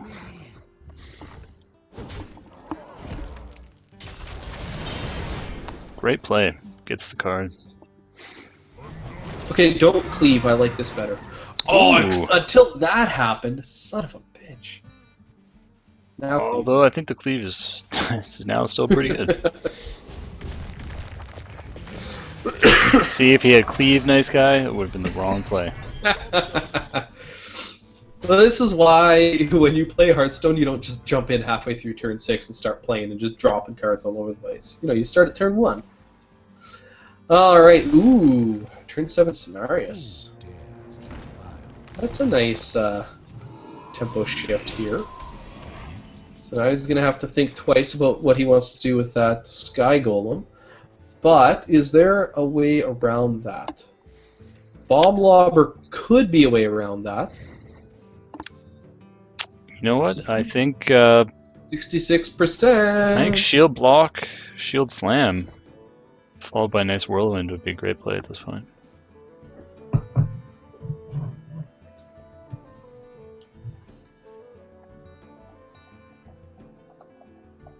Or you could just shield up, shield block, shield slam down the scenarios. That's probably a super good play.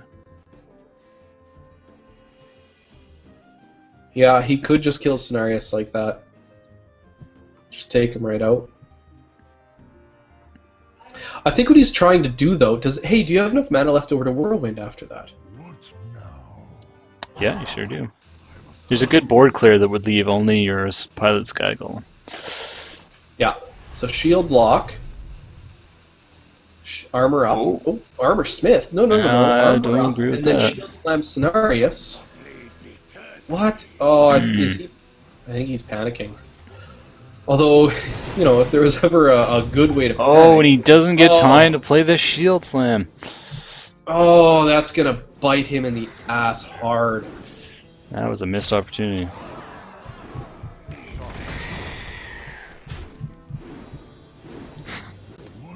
Well, Cenarius will trade with that frothing. Does he have... Oh, no, that's just gonna be a BGH. Yikes. Oh, that really sucks. Yeah, that turn ender. Oh, jeez. Wow. Not what he has planned. Holy Oh, smokes, kind of screwed the that pooch on that one. really hurts. He can't afford too many more of those mistakes if he wants to stay Yeah, in no this thing. kidding. Somebody better remind this guy this is the loser's bracket. Marbles on the line. I definitely like Bomb Lobber here. Given the Oh, targets, I they think can't it's Sludge Belcher. definitely have some options. I mean, But Pilot Unstable Sky Ghoul? Golem is a good follow-up. with some armor on the table, not a bad play either. With Bomb Lobber, perhaps. I like the Bomb Lobber best. I mean, any one of those targets is nice for it. Obviously, the Chow is the crappiest target, but you're still getting 5 life from it.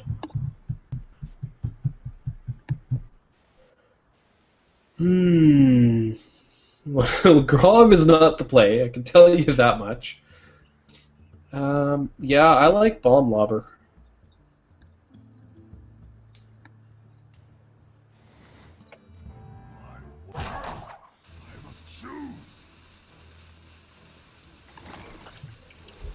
So, Shield Slam.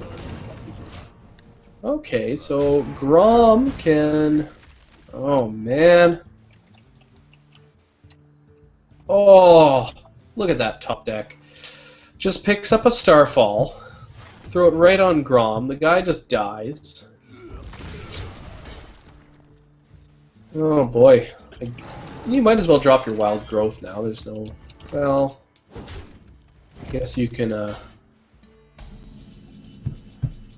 yeah, you can get a coin from that later. Or, sorry, not a coin, you can get a card draw from it later.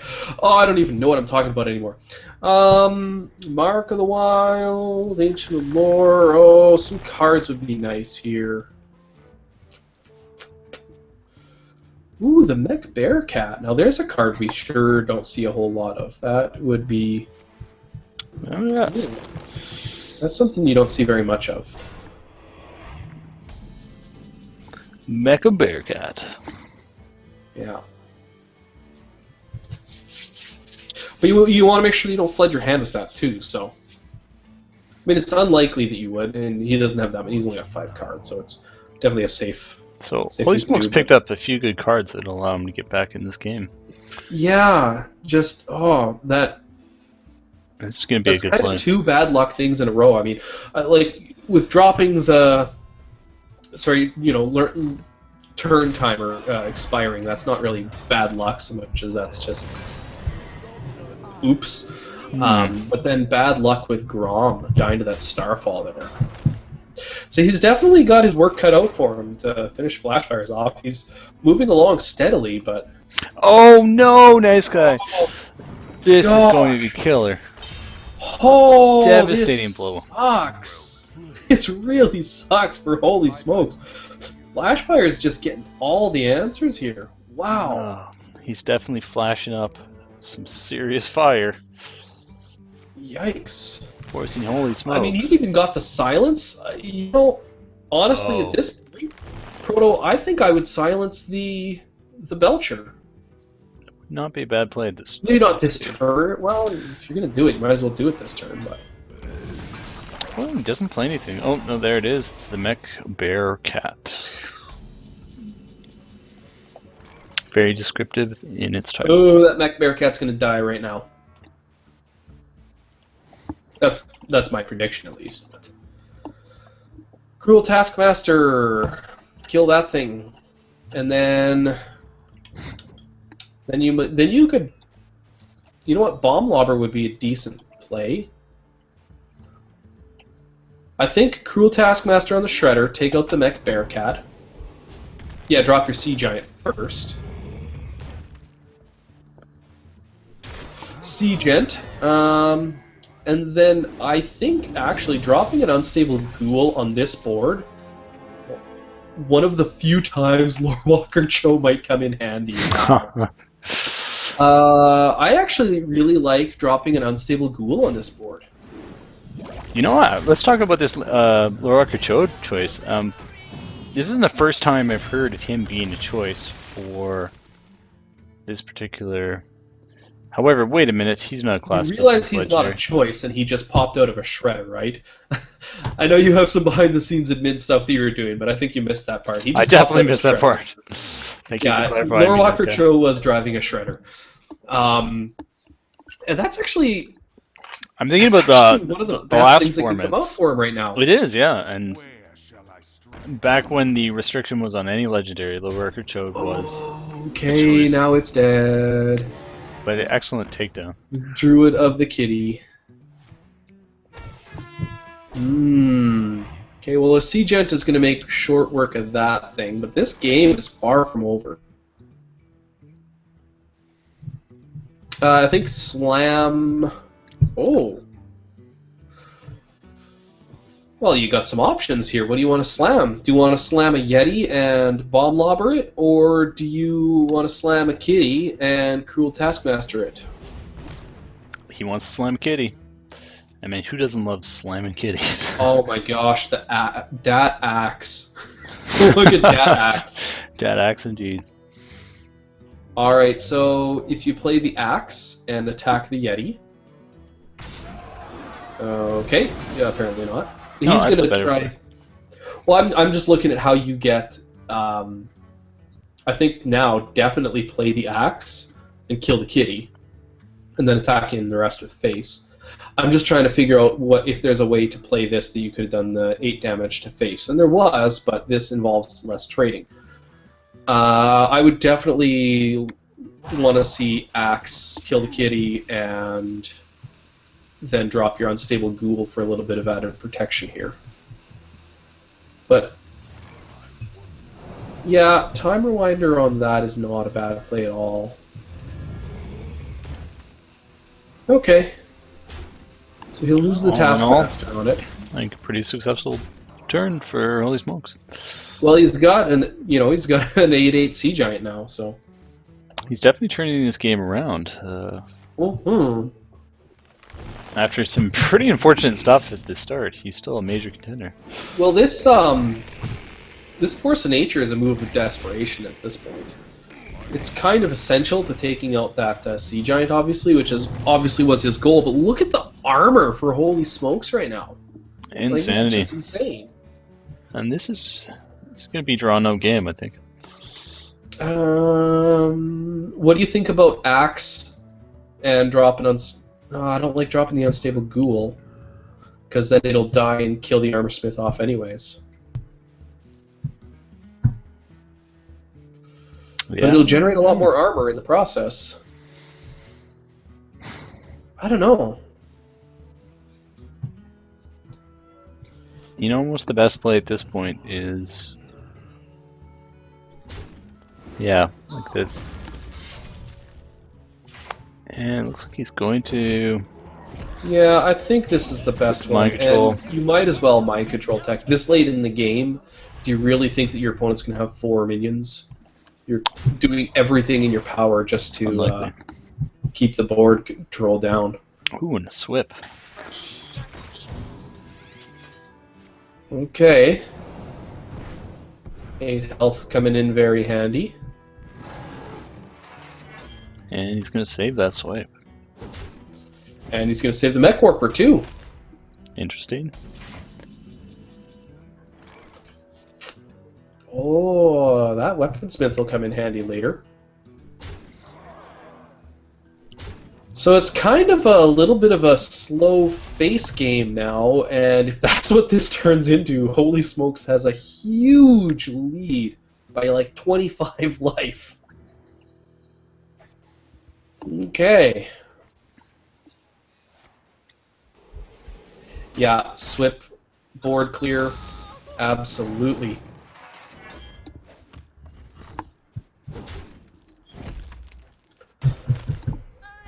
Okay, so Wild Pyromancer, yay or nay? It's going to be a yay. So what is the top deck? Kind of at a battle of top decks now. Oh, that's actually a really nice one for this particular instance. I'm thinking now what Holy Smokes is going to want to do is probably just attack and kill the heal bot with the axe. Yeah, that makes sense. Then drop a Senjin and an Arathi Weaponsmith, I would think. That way he's got the weapon to... Actually, he might not even want to drop the Senjin yet. Because it'll die to both minions. Well, this is a peculiar turn. Definitely peculiar. Because an Arathi Weaponsmith, it dies to a Wild Pyromancer. Or dies to...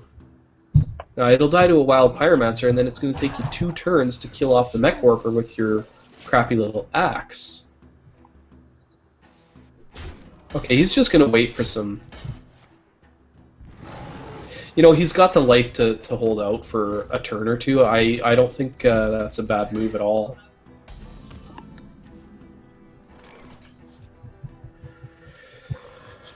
Okay. Right. No bear scenario here. Yeah, I like that, and then kill off the Wild Pyromancer, drop the Shield Master. Yeah, this Great play. waiting that turn really helped him out a lot. Yeah, both's just going to be a bit of a speed bump, but nothing you can't overcome.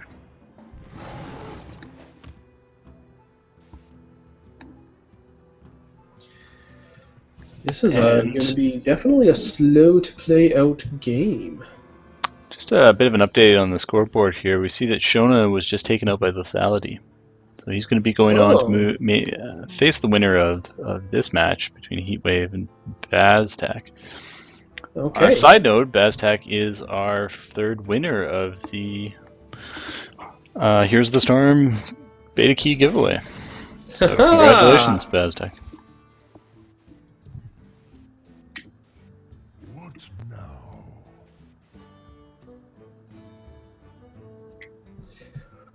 So,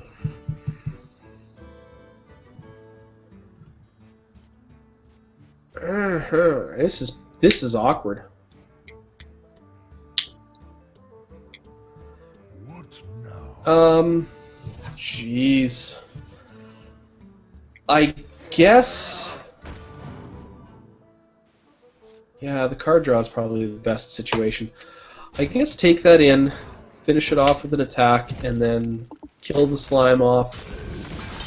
Makes the most sense. It's just a slow burn, nice guy, but can't see any way out for Flashfire this game. Yeah, Holy Smokes is able to he's just staying, you know, a full step ahead of him along a very slow grind. There's that Savage Roar, but he's already blown Force of Nature. Yeah, the Savage Roar is not going to be super helpful here. I mean, it'll enable him to kill off an Azure Drake.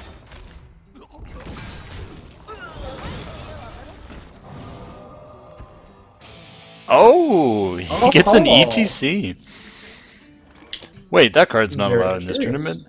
Oh, I don't know what I'm talking about. Not again. Huh. 5/5 ETC. Well, he's gonna tank it up. Mosh pit time. If you, damn you, ETC. It's a really ugly card to have out right now. Trying to think if Sunwalker makes any sense in this case. Perhaps just Shield Maiden?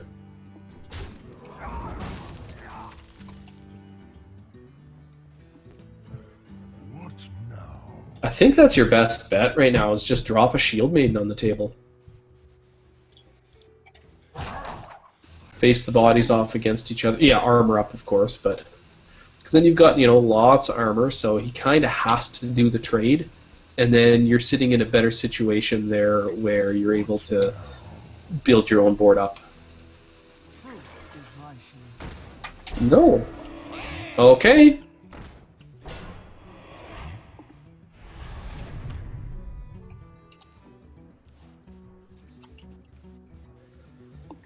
Well, this is definitely a very strong counter to it here with the Sunwalker.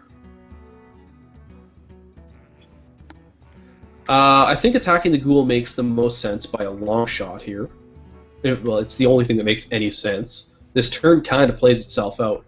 You kill the ghoul, and then drop your bear cub as... I don't know if you want it as... You might even want to just save it at this point.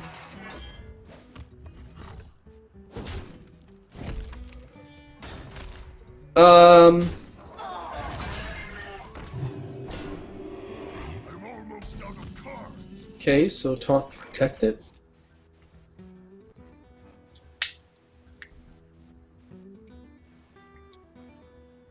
Huh, so Prototype, would you brawl in this particular instance?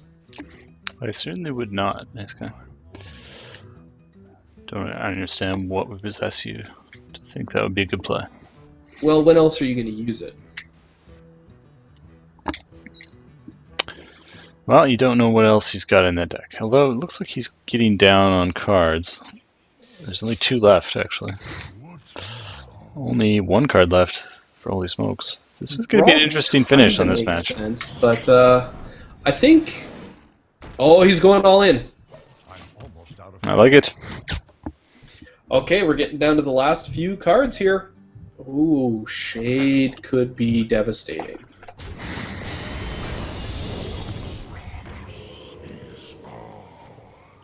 I don't think it'll get the chance to become big enough to be devastating, though. Nope, certainly not. I think this is going to come down to the fact that Holy Smokes can just keep armoring to keep himself in it. Where Yeah, it's that. Oh yeah, there you go. now here's the catcher. Do you execute that 1 minion? I think so. I mean, Hopes that look his at how next much, one. look at how much damage he's done to him right now. And You know what I'd love to see, real- nice guy? I'd love to see a big minion come down, and then it's a brawl for the winner of the match. And it's going to be a spider tank. That is not going to be helpful. But that will not save him, and so that is game. Down to the last card. And What a surprise! A warrior going into fatigue. And there we have it. Congratulations, holy smokes! We're having a party for you. Staying in it. Celebration of your victory. So that finishes off that match there. Okay, so let's take a quick look at the brackets here and see where we're at. So in the losers brackets, we have a game between Heatwave and Baztec on the go, with Daldy moving on to face the winner of that match, and Holy Smokes moving on to face Golden Pants. So we're going to try to get into L37 and see how that match should be nearing the end here. Yeah, one can hope.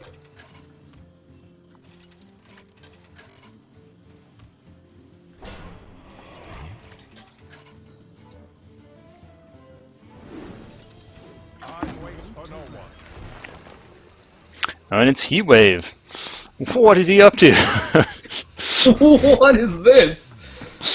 This is insanity. It I looks hope like there's no he might Holy even Nova. have lethal next turn, too, if he can just hold on. Wow, this is just nuts. I don't even know how to describe it. Oh my god, where do you start? Like, where do you even start with this one? Looks like he got in just in time. Okay, Shadow Madness, Cabal Shadow Priest. Oh, jeez. Yeah, okay, so that'll take him, kill one of those things off for the turn. Cabal Shadow Priest can just permanently steal one of those, so then he's down 2. Yeah, he Yeah, I can think clean it's this gonna board be a up board quite nicely, actually.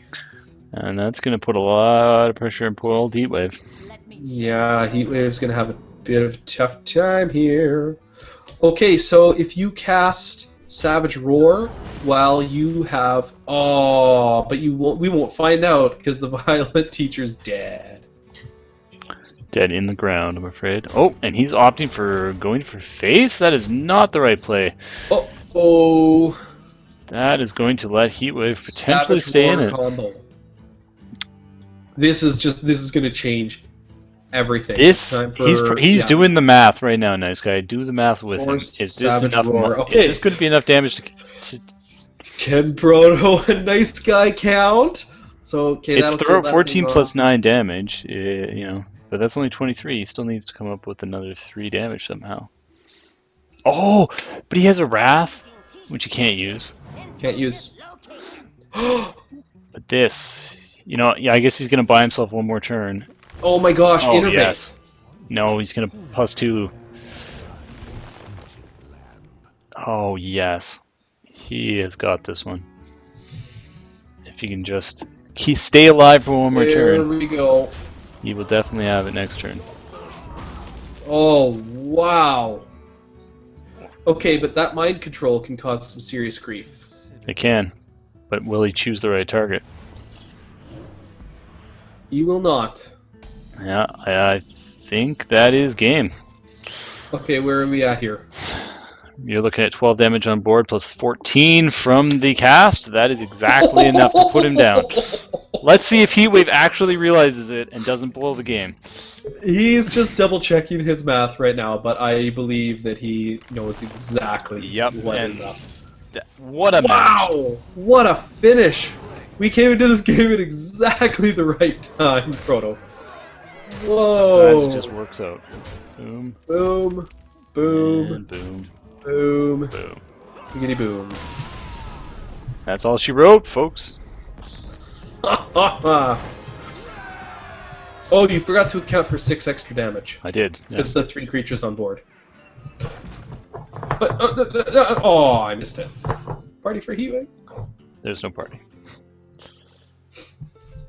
Party's over. We're crashing this party. Party's All definitely- right.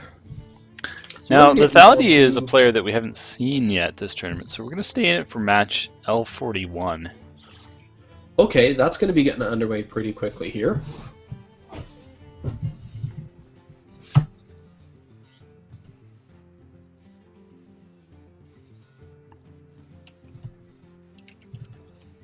Okay.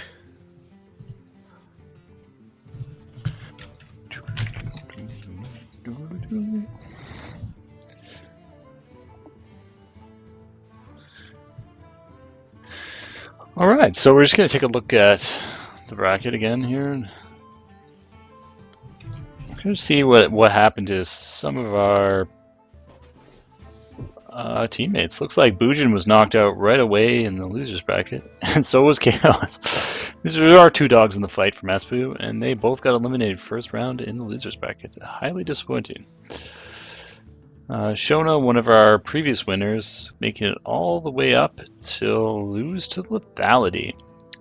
Very interested to see what Lethality is rocking, but at this point he's definitely a contender. And this is going to be a great matchup against Heatwave in L41. We're just waiting for them to get in the game here. And while we're waiting, we'll just take a peek at what our friend Holy Smokes is up to, along with his opponent, Golden Pants in L44.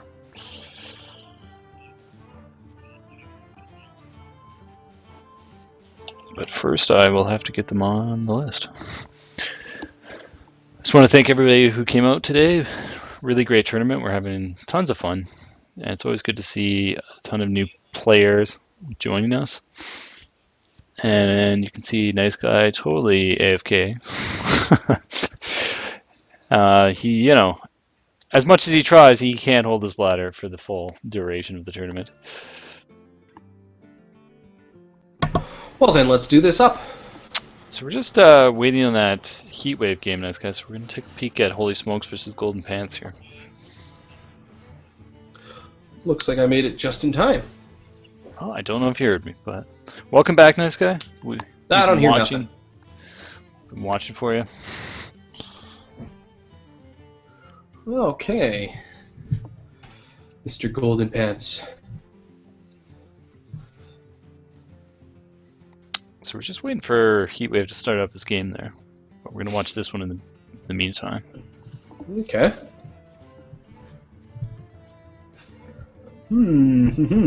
Okay. So who's your pick to win this one, Nice Guy? Well, it depends on what Holy Smokes he has in his hand. Can we see that, or we have him, right? We do, yeah. I'm just waiting on Heatwave here, though. Oh, I see where you're going at with that.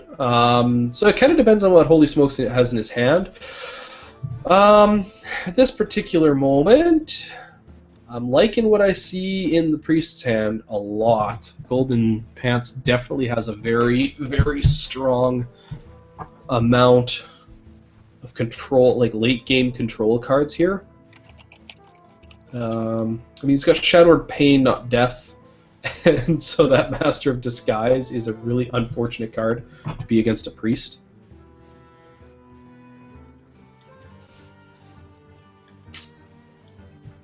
Okay, so a little bit of life for Holy Smokes there.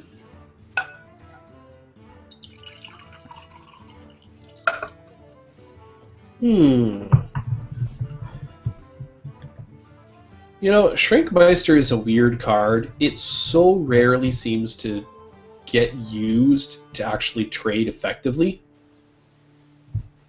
Yeah, no, I kind of agree. But there's one strategy for this format, and that is just throw. So it looks like Heatwave and Lethality are starting up, so we're going to jump right into that game. I will fight with Holy Smokes and wait. Okay, here we go. Okay, I see where we're going at. Perfect. So it looks like I'm going to do just another quick shout out to Mackenzie's, because I think we've got quite a few people from her chat here playing in this tournament, and that's just awesome because both people on that last one seem to have her on their friends list. Alright, Lethality Heatwave, and what we are looking at is a beginning Argent Squire, turn 1.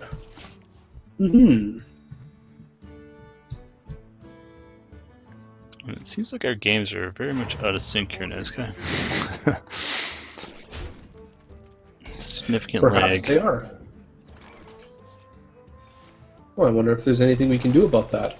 On my end, I am seeing a big game hunter.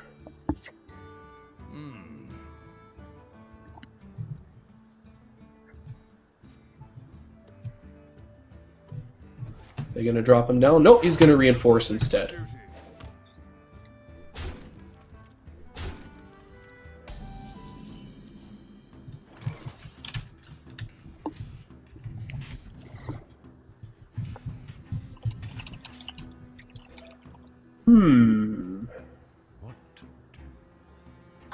Grove Tender.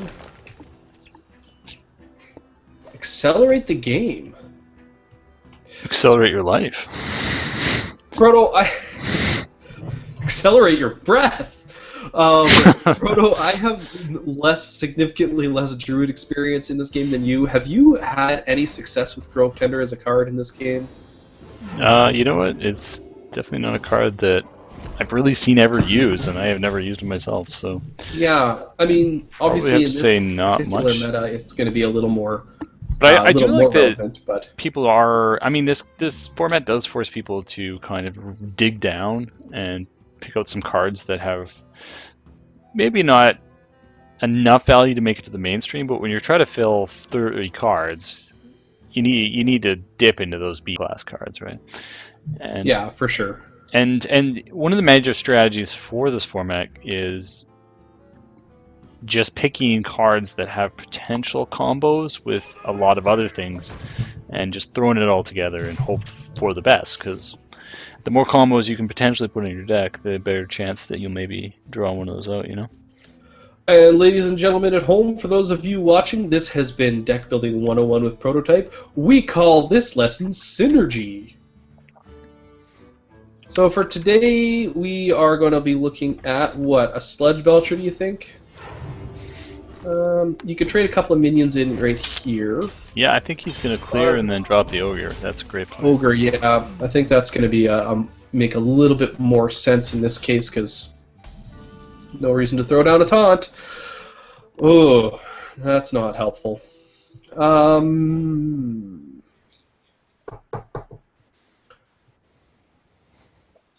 Do you want to put down a Violet Teacher? I don't know if you want to do that or not. You could potentially get some decent value dropping a Violet Teacher and then like coining out something and then throwing the Mark of the Wild to get +2/+2 on everything. So when you do that, a card like Mark of the Wild, do you get the Violet Student first, or does the effect apply to everything? There is a technical answer for that, Niska, that I don't actually know. Yeah, you know, like it's always so interesting cards like that. It totally depends on play order, and I believe that the older effects go first. So yeah, I was just about to say I believe the Violet Teacher would take effect first because you played that card prior to the Mark of the Wild, of course.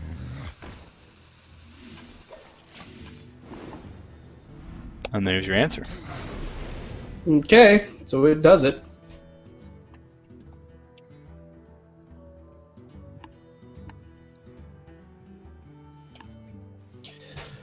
Okay, well, kind of looks like Lethality has all the answers here. It's definitely not looking good for Heatwave, but if there's one thing we know about Heatwave, it's all about the comeback. He's a resourceful player. He's clawing his way back to life. Yeah, I mean already, you know, like that's some pretty significant board change there. So, so let's see what Heatwave does. Let's see how he responds to it. Ooh. By silencing a Sludge Belcher, nice. Oh, and this allows him just to kill that Boulder Fist Ogre off now. That's nice.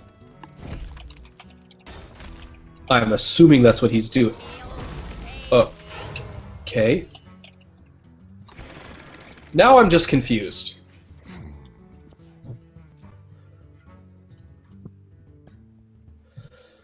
Oh well, I suppose that makes... It feels like a greedy move there for Heatwave to be doing that, because if he's he's gonna take Zombie Chow and try and get a 2-for-1 trade out of it, but is 6 face damage the cost that he pays for it, and is it even gonna work out for him in the end? Oh, the questions. These are all, pardon me, questions that have answers. We just don't know what they are yet.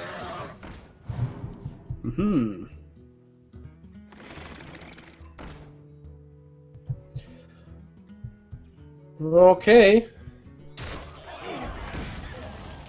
Yeah. So he kept the Zombie Chow at the risk of losing. Oh, yeah, he just lost way too much for that. Alright, this is probably a really good time to mind control tech, though. Because I don't see another opportunity where you're going to have 4... Oh!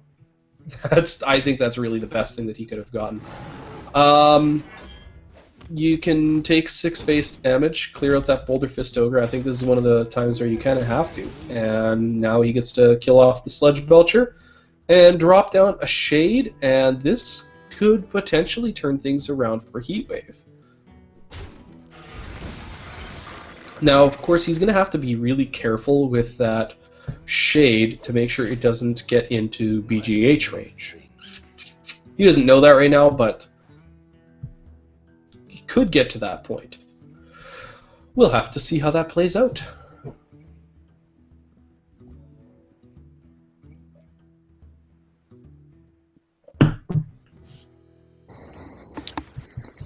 You know, Not Frodo, looking I good don't for know about Heatwave. you, but I'm kind of liking the Ooze followed by a Senjin followed by a Dude on this turn the best. And then maybe use your Harvest Golem to take out his damaged Golem. What do you think? I think he's going to go for it. No, I think that's exactly what he's going to do. Is he listening to me? Is somebody finally doing one of my plays? You finally got one right, nice guy. I knew you could do it. I guessed correctly. Let that be a lesson to everybody watching at home. Never give up on your dreams. You too can be a semi-legitimate caster one day. Nice. Well,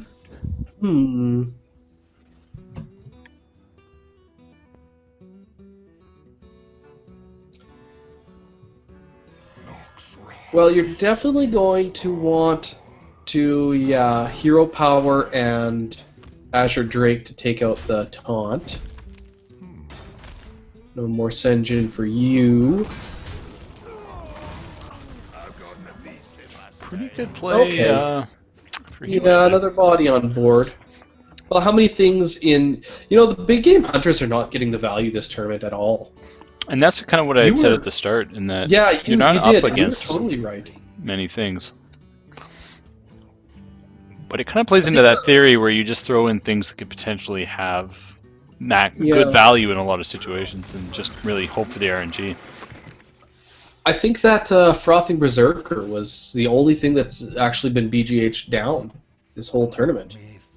Well, I mean, we're just seeing a fraction of the games, nice guys, so that might be an overstatement. Okay. The only one that we've seen, yes. It might be a slight overstatement, yes. You heard it here, folks. First, folks, nice guy officially claiming that no big A hunters, only one, have gone down this entire term. If you want to prove him wrong, you can throw eggs at his house. I don't know, Big Game Hunter still kind of just drives me crazy as a card in general. Somebody obviously agrees with me on this. I saw a really good picture online. There's a tiny little Big Game Hunter just standing in the front of this picture, and it's like Ragnaros is dead on the ground, Deathwing is dead on the ground, like all these epic monsters of the World of Warcraft are just dead at his feet. This teeny weeny little guy with a rifle just standing there. Now, what's the play here, nice guy? I think you hero power and take out the dude so it doesn't kill your mind control attack next turn. Either that or you're going to mark the wild on it. But I don't really like that one too much. Oh, interesting. Doesn't give you the chance to kill the hero. Or, kill the hero, what am I talking about? Oh gosh. To kill the Guardian of Kings. Go for the hero, nice guy. Go for the hero. Well, he's got the taunt there, so we'll see if it gets silenced or what happens to it. Okay, so yeah, I still don't know what the master plan is with that play, but we're gonna find out. Yeah, it's oh no, it's a silenced Sky Golem. That's what this is. Chasm Mystic's a great card for this format, I think. It's one of the I think perfect... people are expecting to see a lot of mage and I think a lot of paladin, in this and format. they would be absolutely correct.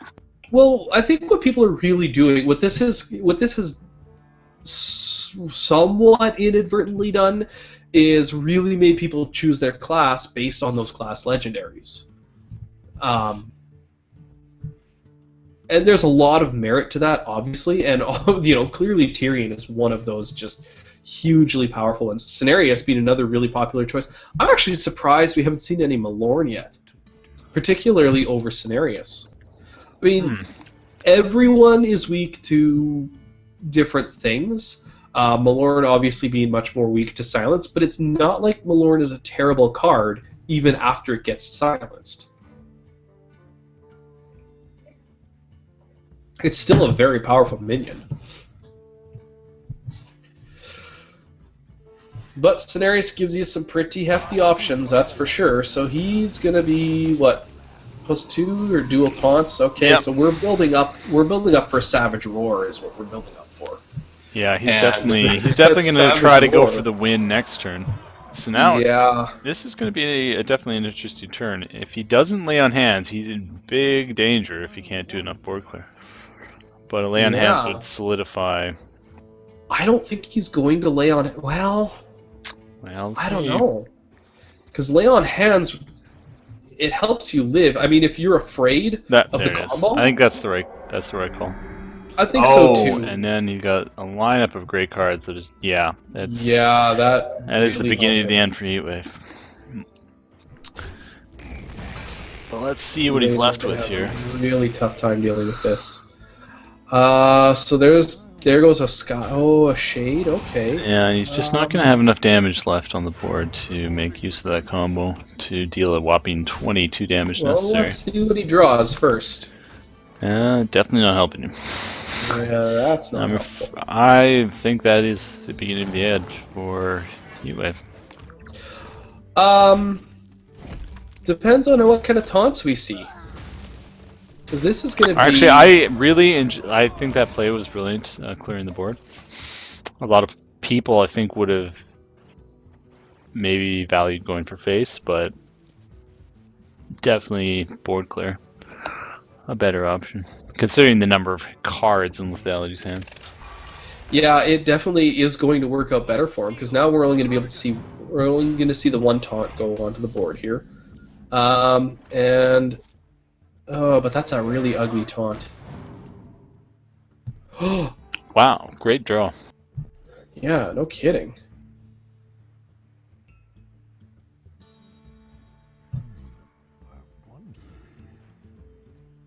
I think you have to just take out the Sky Golem with it and just pray for RNG here. Okay. Well, he can still clear this board. Great. I think that's a great idea. I think I would go for face, yeah. I don't disagree with that one there. I mean, for how much it's going to hurt him to have just the one body on the board versus he does need to put some damage on his opponent here. So if Lethality is still worried about that potential, any sort of combo or Savage Roar or anything like that, which he's got to be increasingly aware of now, he might want to anti-Keelbot, which is really going to piss Heatwave off, I'm sure. Oh, and here it comes. Yeah. Yeah, Heatwave cannot get a break. Oh, and a Dark Iron Dwarf is going to take out that Sky Golem. Ooh, yeah, no, he's definitely probably going to go for the Azure. Nope, he goes to Sky Golem. You call it. And look at this. Man! That's going to keep him in the game. Wow. But the question becomes, he's definitely going to need those cards. But he's going to heal up. Oh, interesting. This is getting really... This actually could be Heatwave coming back. If he doesn't... What is... Put anything down... He can't... Oh my gosh! He's a Peacekeeper down to 5, but what does that leave him with? That's still 10 on board, plus 14. He's done. Heatwave has done it again. You're kidding! He's coming back. This guy refuses to die. He's gonna do it. He's seriously going to pull this off. And This a is just druid is insane. definitely just it's going to solidify That his ability in seals this guy. I can't even believe my eyes. He's got a chair in the freaking ring. Is this even legal, JR? Real. This is just sick. I can't believe what I'm seeing here. Oh man! And he can even Humanity. innovate in hero power. And Validity is going to be angry. I cannot believe what I am seeing, that guy. This is just nuts. Heat wave No, coming back Yeah. to deliver serious vengeance. Innovate to show, and that be it. Heat wave moving on. That is just nuts. Wow, look, that was an epic game. That was really cool the way that one played out. Well played, you guys. Awesome. Okay, so So it looks like we have Where Golden are we at Pants here? beat out Golden Holy Pants? Smokes there in the other game that was going on. And so we're down to a single stream of the losers bracket now. Where it's going to be Heat So- Wave for the next game, and then the winner of that's going to go on to the semi-final match. And then the winner of we're down that to 4 or 5 games left. goes on. And to we the gotta final, do them one at a time, so I guess we get to watch them all. which I believe is. So this tournament's still got a little ways to go. There's a few matches left. It's going to be pretty much a handful Well, we of have to people see from here Dave on. versus Shazad, the winner versus Golden Pants, the winner versus No, and then the winner in the final. And then Which- there might be another match after that. We're going to Lux, yeah. Yeah, it depends what Lux does, exactly. Okay, so we'll get into this match with Heatwave and Shazad as soon as it starts up. I feel, yeah, I mean, this is the only game to watch, so we're at the mercy of the players.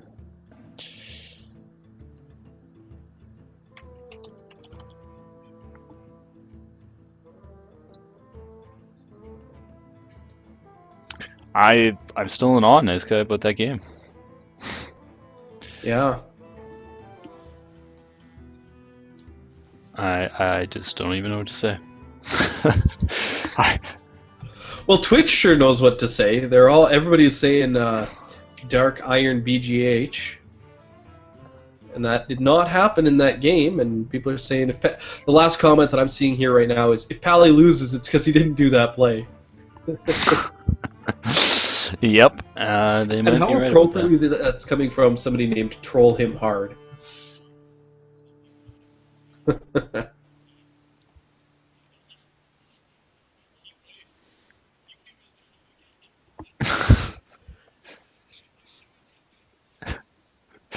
Yeah, I love watching that play again. It's so good, I have to watch it a second time.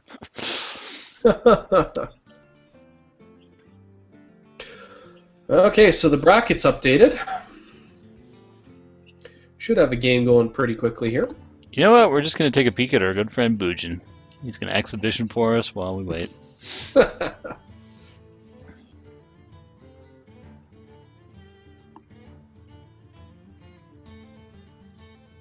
Oh, interesting scenario for him. And we got in at the right time, folks.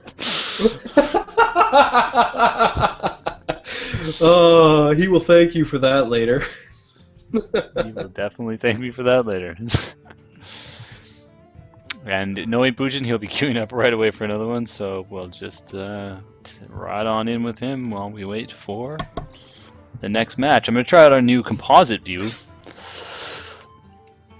Oh, this is fancy.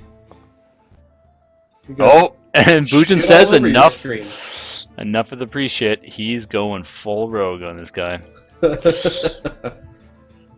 So let's see what Bujin can do on the ladder. He's only ranked 19. Should be pretty easy.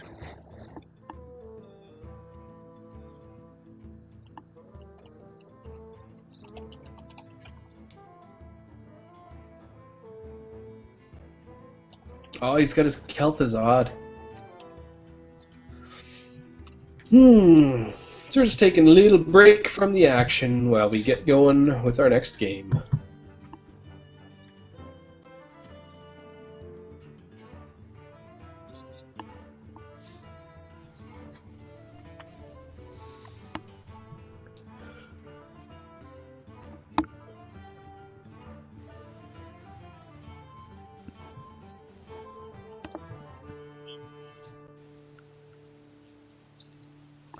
And I just got word that Heatwave is on a bio break. Wonderful. Thank you for sharing. Just keeping you guys up to date. People need their super living powers too. Boojin taking some phase damage. What's his play, nice guy? Cheat and Azure Drake? I don't know. Yeah, I don't know either.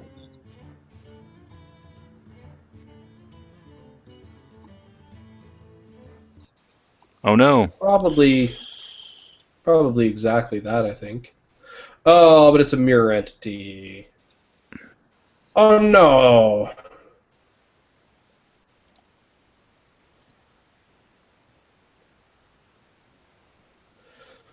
Sap the Earthen Ring Farseer. Welcome back. Well, if your opponent's at full life.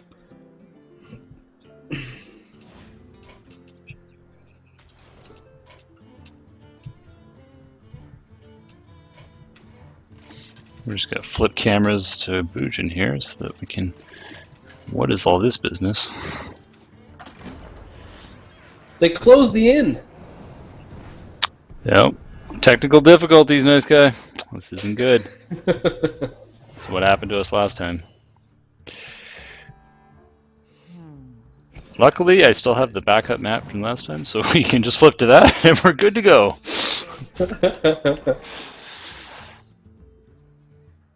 Except we have a weird artifact at the top screen there. My eyes are open. I'll show. We're just experiencing some technical difficulties, folks. We'll be with you in just a moment. And of course, the game is starting, so we're gonna have to get into that.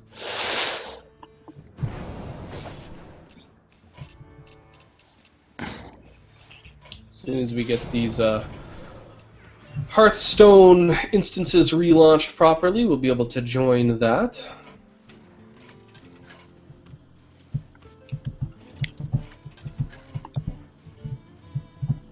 My greeting. Hello.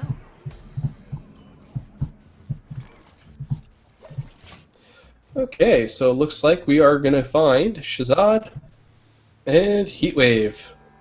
And we're getting in right on time. Coming to the party right at the right time. Fashionably late for turn 2. Alright. Yeah, we still got a bit of technical Okay, difficulties go. here.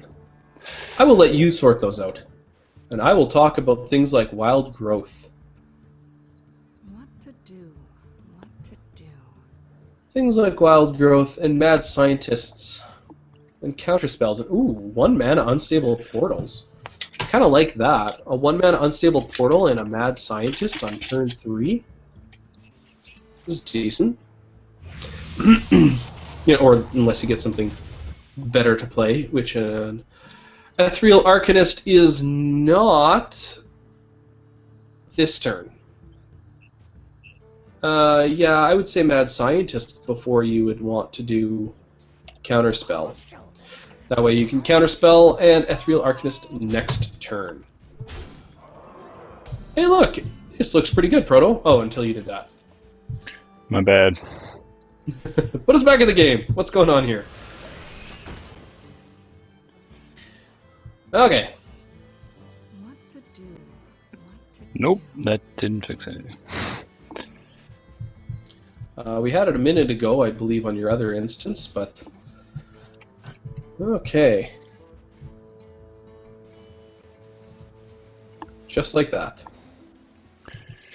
Fixed. Fixed! Alright, so are we going to see a Counterspell and an Ethereal Arcanist, is the question.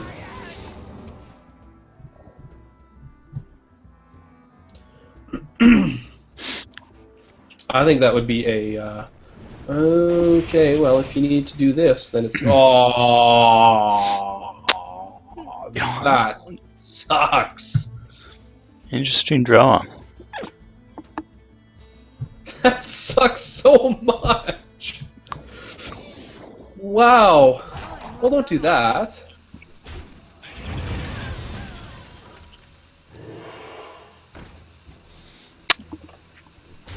Now, Heatwave definitely on the losing end, like he always. But he's definitely a come from behind winner, so it's really anybody's game.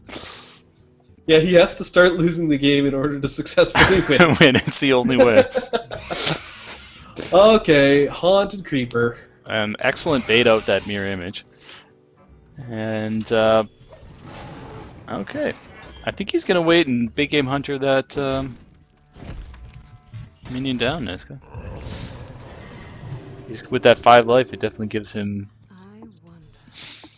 a license to hold on a little longer. Yeah, it definitely does.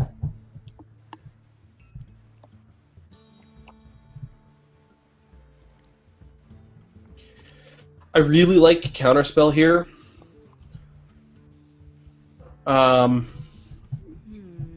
Just keep that Ethereal Arcanist growing. I don't see any reason not to do that.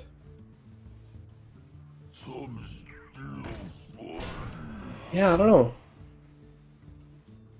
Sludge Belcher just doesn't feel like, you know, your opponent doesn't have a whole lot on the table right now, so unless you're worried about a charge, maybe, I don't know. But I guess he just wants to just keep it a slow game and keep his pace going at it. Nothing wrong with that. Or, potentially, you know, if he had done it, of course, the Ethereal Arcanist would have been in BGH range, so maybe that's what he's thinking about right now. Maybe he wants to keep it out of that range. Yeah, he could be definitely playing around it, which would be very smart. I mean, we've seen quite a few of these already, so it wouhouldn't surprise me if that's what his reasoning is on this. I'm going to assume that Heatwave is going to hang on to that BGH for a while for exactly that reason. Oh, and this is somewhat interesting play. Okay. Don't really know if I agree with it, though. Yeah. Doesn't seem very helpful. Kind of a waste. I feel like just Starfall would have done the same thing.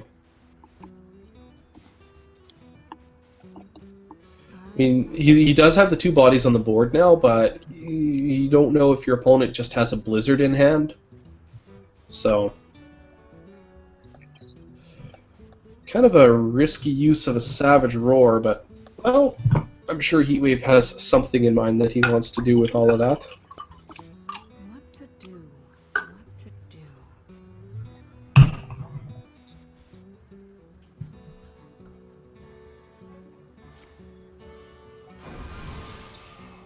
Oh, interesting. Okay, those are cards. Yeah, I think a counterspell play is probably pretty solid. Well, it really just depends on it, if he's trying to play around a BGH or not at this point. I think that's really what this boils down to. And Which I have a feeling that's exactly clearly what he's doing, yeah. Yeah. I'm kind of surprised he didn't go for the Violet Teacher there, though. Maybe he's not as afraid of it because he's already seen the Savage Roar come out. That would make me less afraid of it. Oh, he's gonna do it! Oh. Well, this is, This is gonna be unfortunate for him. This could change a lot. I'm a big believer in Heatwave after the last game, but I mean, he's facing pretty tough odds given that Shized is holding a fireball in hand. This is true. This is very, very true.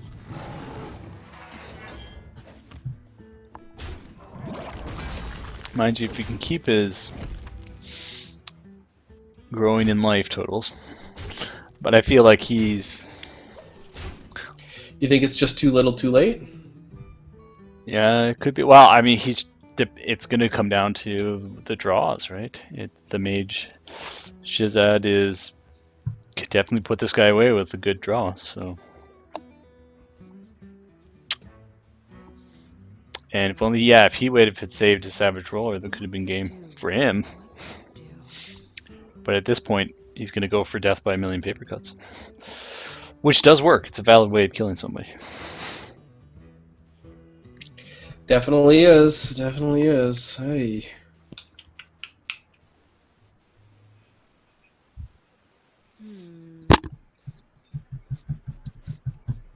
I don't know how you're going to want to respond to this right now. I don't know if you want to Doomsayer, like... I wonder. Kind of feels like the best creature to play. Maybe just Doomsayer, ping one of those things down. It'll just really be absorbing damage. So maybe, I don't know. Either way, the choice has to be made. Like, how useful is that? Although I have to say I'm a little surprised that he just, well... Oh, he's going to go for the RNG play, and he gets it. Oh, man! That worked well. Heatwave, not happy. I'm kind of surprised that the spider didn't go into the big game hunter and then get a ping on it and take down the 4-2, but it didn't. No, sir. No, it did not. So Heatwave probably going to want to drop a Shade. I think it's pretty safe to assume that your opponent does not have Blizzard after a turn like that. So if there's ever a good time to drop the Shade, this is probably Might it. do it if he draws Blizzard. Next turn, Yeah, he can well, follow it up that's- with the Doomslayer, which would be pretty savage. Yeah, but I mean that's a single top deck. You can't play around that. But he's really. My point is anything can happen to this guy. Including Heatwave winning this game, which I'm still rooting for. It could happen. It is Definitely it is the fan definitely favorite. possible. Oh yeah, he's just taking this right down. Okay.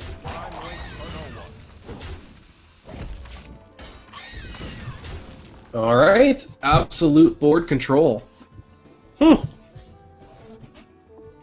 Duplicate isn't going to do a whole lot of good if he doesn't. If Shazad doesn't have any minions to duplicate here. Okay, well, this does not leave him with a whole lot of options. Doomsayer clearly a stall tactic. Duplicate Doomsayer, you've got to be kidding me. Not a bad. Wow. I mean, all he needs to do is stall. Well, that's the thing. Like, that's until he 21 top decks. damage. It's crazy. I mean, I can safely say this is the first time I've ever seen someone duplicate a Doomsayer.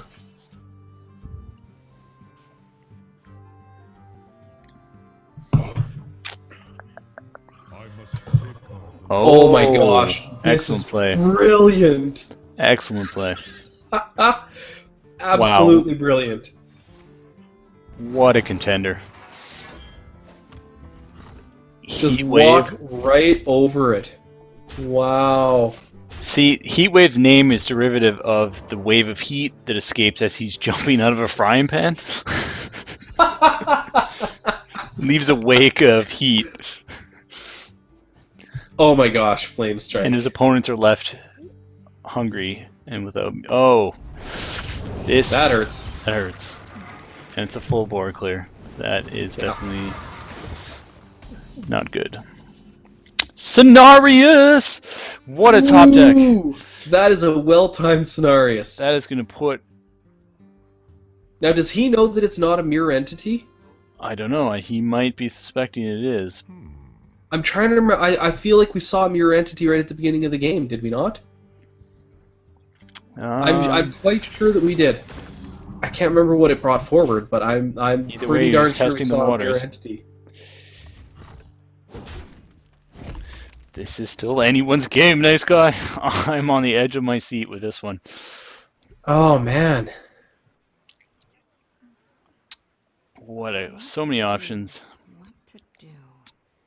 What is it going to be?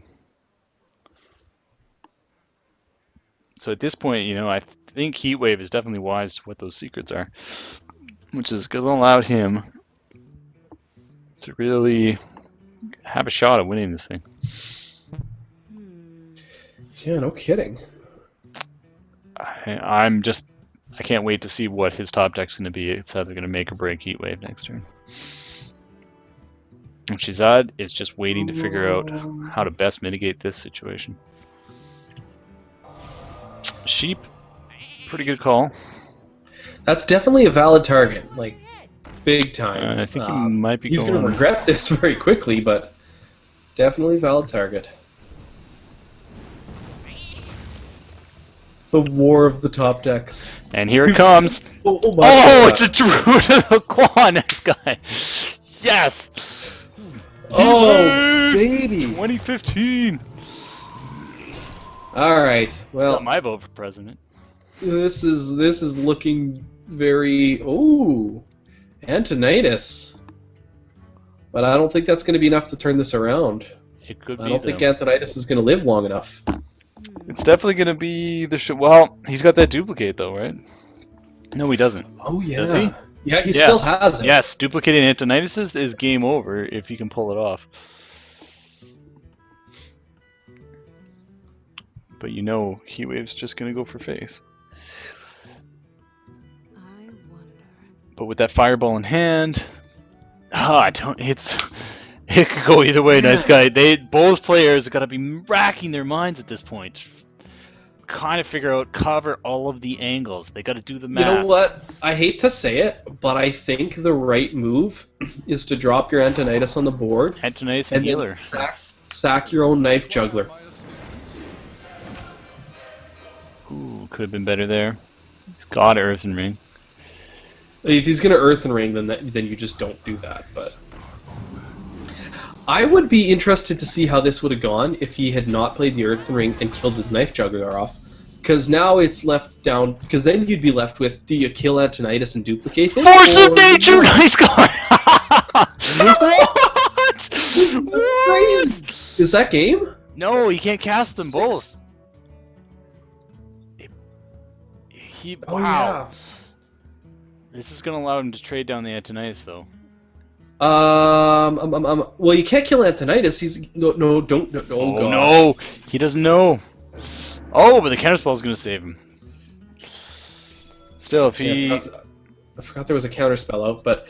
Oh man, I don't know. This isn't looking good. Well, he has to kill the Earthen Ring Farseer. He has to. Well, either way, he's taking. He's in so much trouble if he doesn't do that. Taking 2 fireballs next turn, and the turn after that, he's just dead.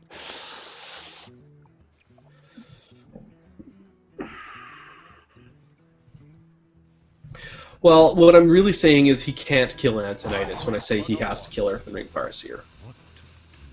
Yeah, mind you, if he blows the duplicate on the Earthen Ring, he could stay. Oh, I think he's just gonna go face, and I think that's actually the best play. I actually think so. Going face is the safest play right now.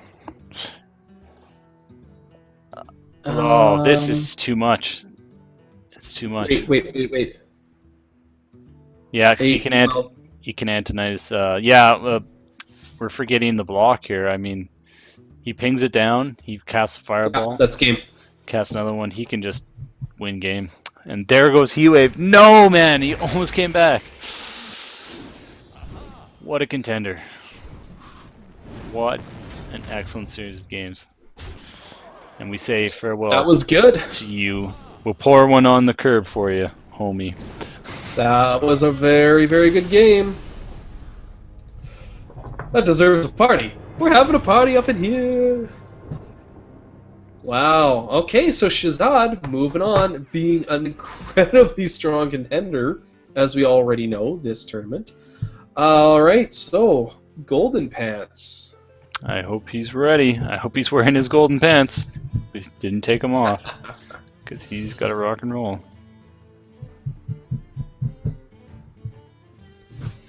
Okay, Golden Pants. What's your Golden Pants 11405? I have a feeling that might be a typo.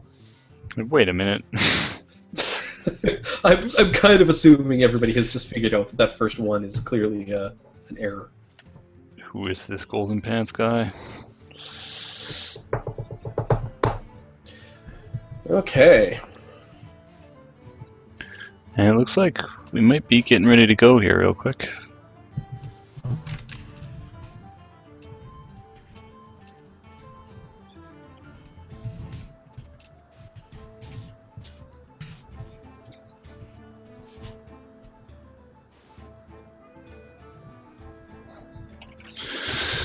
This guy's going to take a bit of a bio break here while we wait for the next game to load up. Just trying to get a hold of Golden Pants. Figure out what his real numbers are. And we're just waiting for the two players to start up their game. And yes, I do have to announce it, Nice Guy, because I got nothing else. I just want to say again, awesome plays by Heatwave. Sorry to see you go. But he always brings an amazing plays to our tournament. And it was a pleasure watching that last game. I don't think we've seen a game that good, actually, in all of our tournaments. But I don't know. Let me know. Let me know if you guys think that I am wrong on that.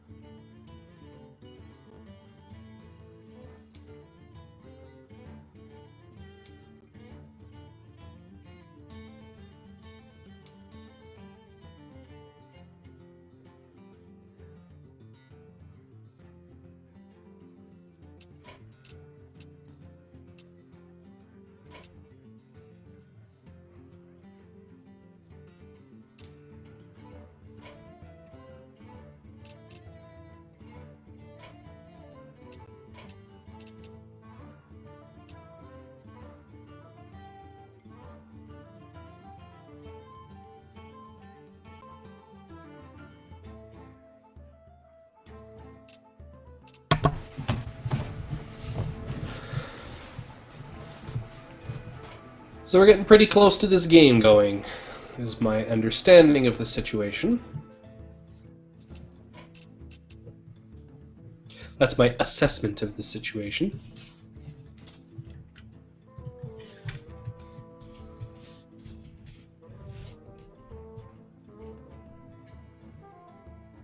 I'm on mute for probably a long time. Good job, Brodo. We'll just call you the casterer. This is why I don't quit my day job. I haven't done that yet. I'm very proud of myself for not accidentally muting myself for an extended period of time. So it's very helpful that this new mic has a nice flashing red button that just blinks at me when I'm on mute. That's actually pretty awesome. I wish we all could be so lucky. So, Wish we could anybody always wondering, do we're this just nice waiting guy. to jump into this match here, Golden Pants versus Heatwave, which hasn't been recorded yet. Just see if we can... Or sorry, not Heatwave. I wish it was Heatwave. That was why. Shazad I'm and making Golden up Pants. stuff in my head now. Shazad. He must feel really bad. He won, but you know, everybody just wanted Heatwave to win. Well, mostly just me, because I'm kind of a dick that way.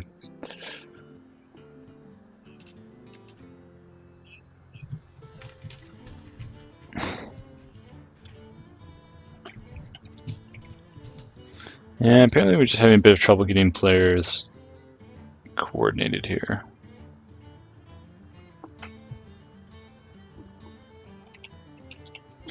And definitely AFK.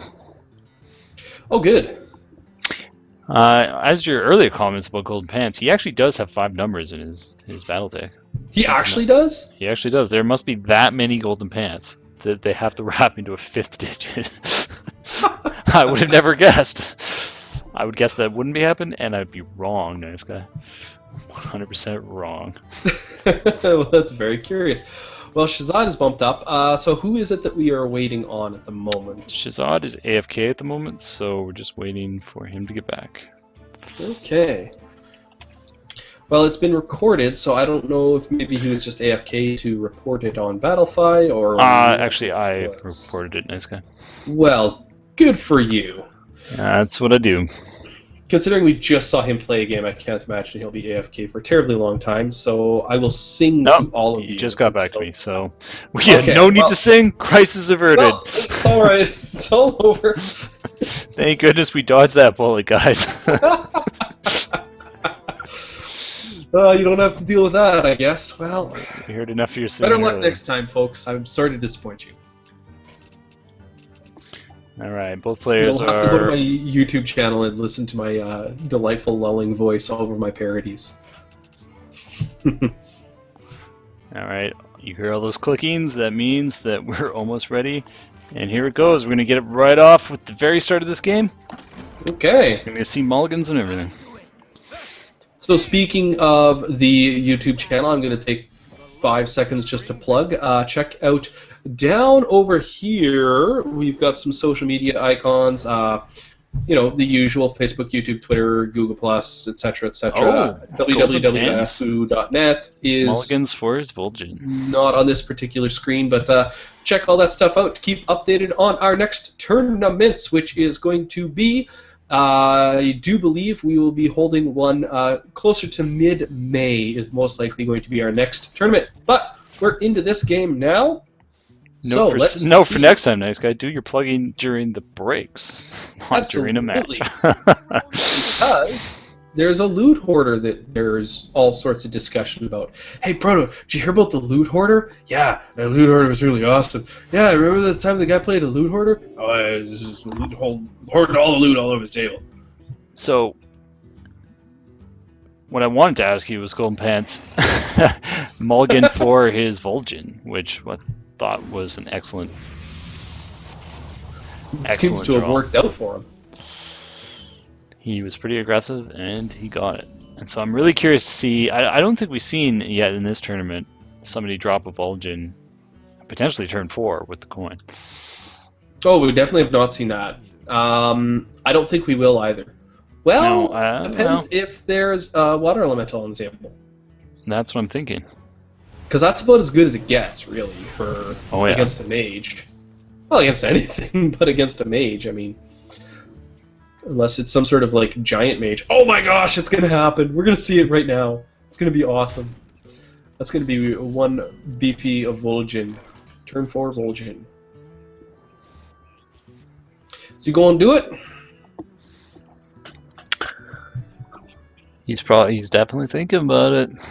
He done got coined up Vol'jin. Hey, Golden Pants, what you thinking about?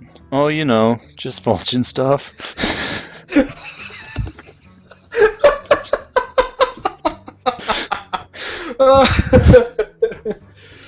Oh, jeez.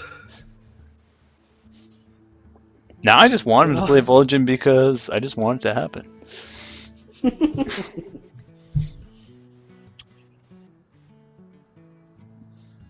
He's thinking about it, though. Now I just wish I was down over by that symbol and I had my hammer and I could, you know, ring the gong again. Well, you could like, maybe shoot at it with your fingers. Work something out. You give it a try, man. Take aim, take aim. Yeah, success. Maybe this will make him coin out a Vol'jin. He's doing it! It worked! Yes! Great success! Oh! Great! Oh, that animation. Shooting the gong made him coin out a Vol'jin, and it's a party! Woo! I just got a semi.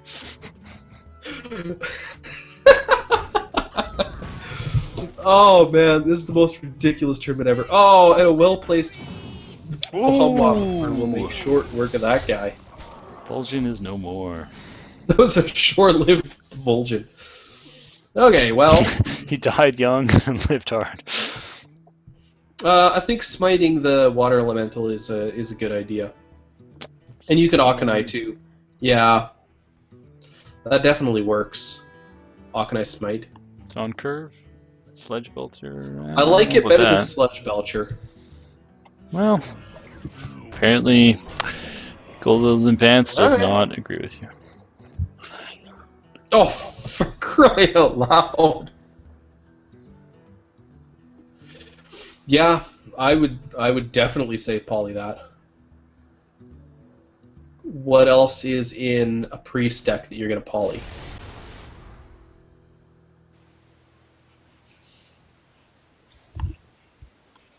Stuff? There could be stuff in a priest deck.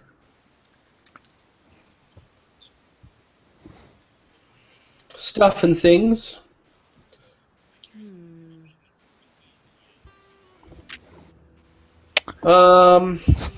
I think you want to ping this because you're going to lose a minion if you don't.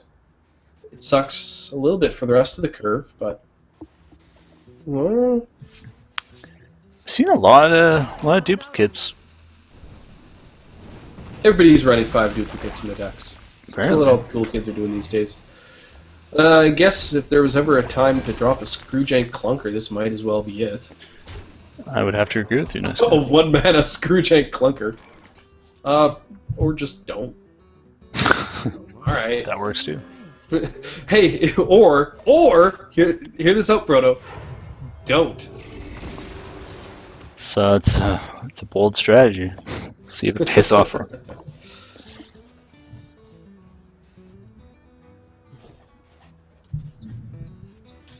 Okay, so Shizza definitely kind of has an up on this game. how A lot of people on Twitch predicting Golden Pants to be the winner, and by a lot of people I mean one person.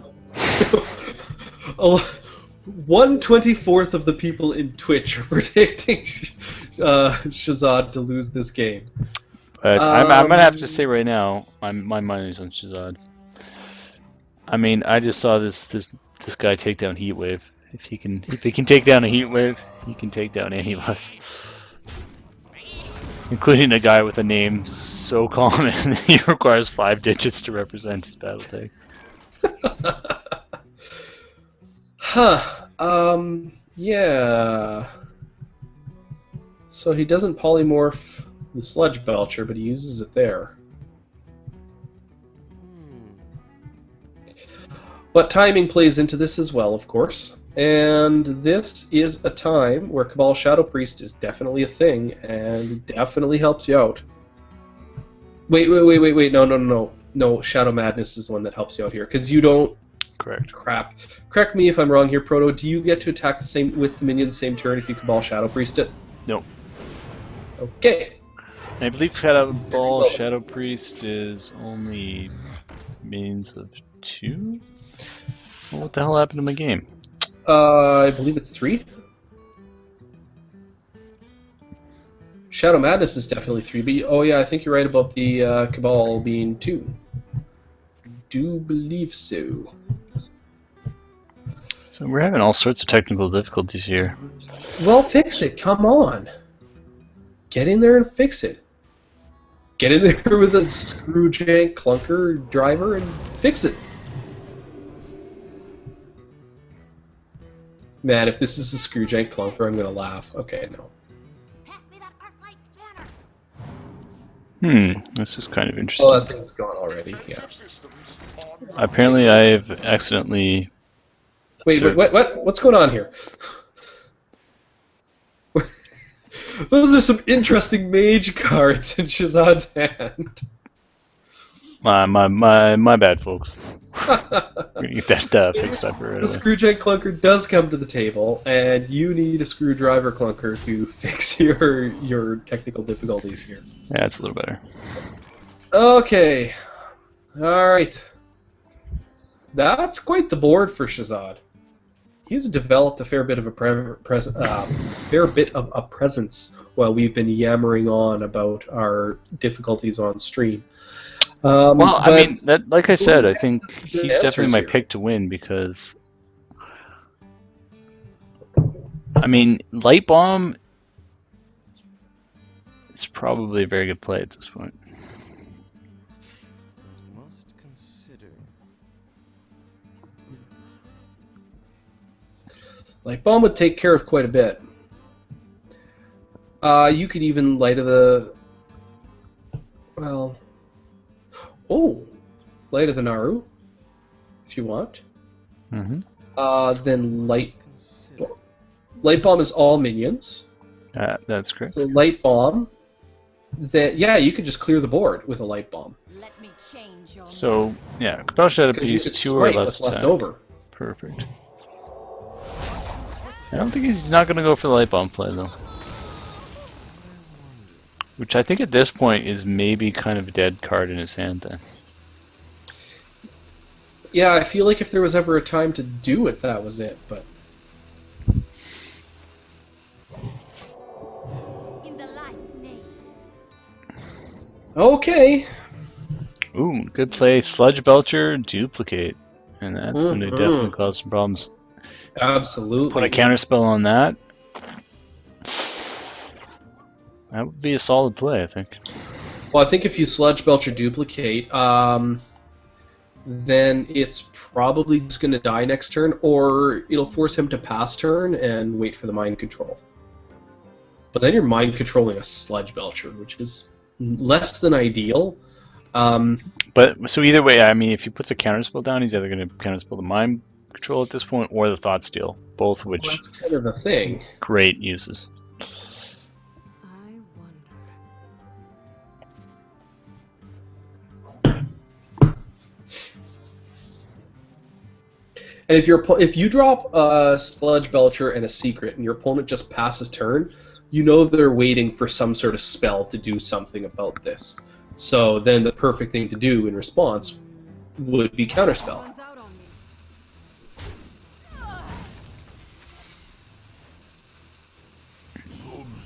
me. Okay, duplicate Sludge Belcher. Oh, see, Proto, he didn't Sludge Belcher duplicate. He duplicates Sludge Belcher. I don't. It's an important distinction. I don't know what I think about that. I definitely would have Sludge Belcher duplicated. Absolutely, no question. Ooh, Flame Strike. That was a good draw. Ooh, yes, it He's was. definitely going to put down that Temple Enforcer, and it's going to spell some serious problems. Which is odd. Light Bomb's not a great play now. I mean, it would be only in the sense that it works around the duplicate very well. But unless he knows that, There so this is going to really shift the tempo for Shazad. Golden Pants is definitely in trouble now. Yeah, that's going to be a pain in the ass for him to deal with. In fact, yeah, he's pretty close to dead at this point. Oh, here comes the Okay. helo, though. Is it time for a double Sludge Belcher turn? I'm guessing not. At 30 health, I don't see that being a great play. I would think Counterspell Well, actually I at know. this time of the game would be... I would start with the Edges of Drake like he did. Ooh, and it paid off for him, so what's that going to kill? So at this point, he doesn't know about the Flame Strike, but a Counterspell would be a very good play. Oh, yeah. Well, he's got enough for Counterspell Frostbolt, and that Frostbolt is going to help him clear some board up nicely. Oh, definitely. I think...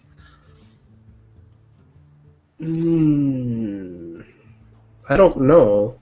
Yeah, I would definitely Counterspell and then Frostbolt down the... Oh, interesting. See, if he saves his mana for a ping, he can take that out, which he is doing. He might not even need to Frostbolt. He might just do the counterspell, just to save the Frostbolt. Yeah, Interesting. I really think that's the best play. I mean, especially given that there's a Flame Strike in hand, and now that it's down to one minion, you're less likely to Flame Strike. Although anyway. the Mind Control is attempting use, he's got to suspect. This is not a very good target. We've seen for Mind duplicate. Control. He's testing the mirror image. He definitely knows at this point that he's up against a counterspell. Could be Ice Block. Unlikely. I don't think you would see... I mean, if I were Golden Pants, I would not assume Ice Block in this case. Simply because why on earth would you play an Ice Block, on that turn? Like, with 30 health left. Like, why would you be using your mana for that? Unless you have nothing else to play in your hand, I suppose. But okay, Blizzard and Ping. It's pretty tasty. It's not the best. Yeah, a couple Sludge Belchers isn't a bad play. I wouldn't do 2. Definitely wouldn't do that. He's definitely looking at that Flame Strike. If he does that.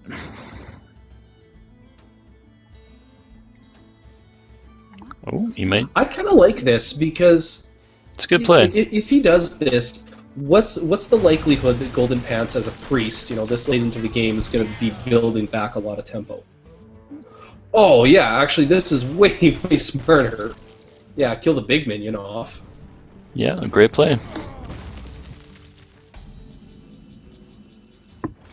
Oh no! Oh! Oh, that changes everything. Wow. Remember when Warlords of Draenor came out, and then a Kezan Mystic came down? It was like, what does this change? And then Warlords of Draenor, Gul'dan, wait, who was it? Get it straight, nice guy. Who was it? Was it Kel'Thuzad? I have no idea what you're even talking about at this point, so can't help you, man. No, it's Gul'dan. So the Kezan Mystic comes along, and he's like, what does this change? And Gul'dan's all, everything. That's how it happened. But what a great card! Like I'm a big fan of the Mystics awesome. Myself. I do tend to run one in my ladder decks That for just really occasions like this. I mean, Golden Pants is definitely sitting in a way better spot now. Yeah. The question is, That does he was an do extremely a Flame strong Strike card. this turn? Or what other options is he looking at for next guy? I'm almost thinking of Mind Control at this point. Would be, an appropriate play. Yeah, I kind of like that, actually. That really puts Shazad in a bad spot. What to do? Oh, but he gets Doomslayer. But he can't It's really not going to do anything, though. I mean, you can do it, but it's not going to change anything. I think he's gonna have to fireball it down. Well, he knows he can't. What? You Can't can definitely fireball. fireball down Sludge Belcher. No, he can't. Oh, the counterspell. Yes. And he knows that There it is. because it's his counterspell. Forgot it was even there. That sucks. It's so annoying when you're doing, like, when you're casting, because you're just like, what are you talking about? Because there's a secret there, you just can't see it, because there's cards over top of it. The only annoying thing about the new Observer format, it makes it 1,000 times easier to set up tournament casting, but then you just don't get to see that secret. Well, it's not that. I mean, we could definitely engineer it so that we could. No, it's impossible. We'll never be able to see that. This is impossible. It's ludicrous and ridiculous. Why would you even say words? I agree with this play.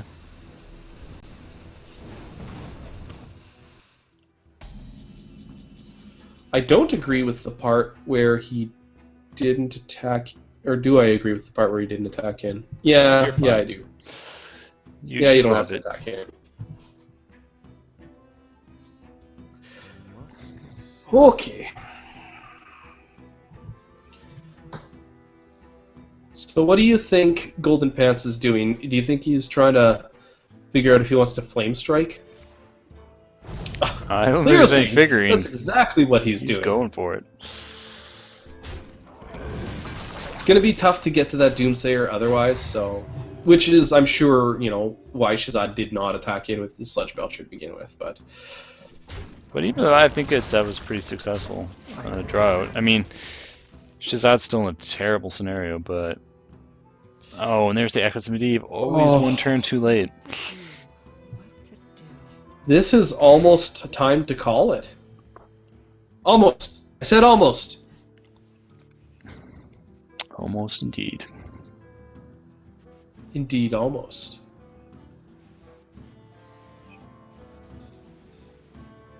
What to do? I can't see any way out. I mean, Piloted Shredder, Echoes of Medivh, it's really your only play. This is awesome because I love watching the Twitch chat from a few minutes ago because now people are saying Shazad is going to pull it off, and it's not looking good. This is really not looking good. They also said flip flopper. Flip flopper Kappa. Hello. Well, the cap is implied, like most things in life. Kappa is implied after you say anything in Twitch all the time.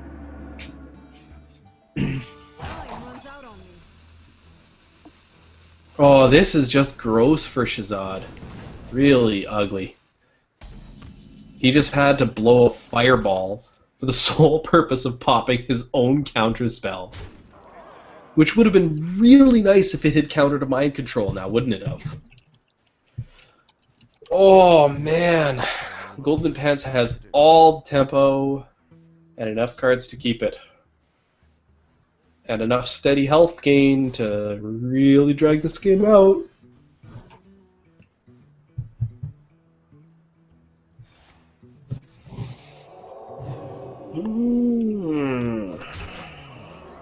Lux is going to be asleep by the time we get back to him.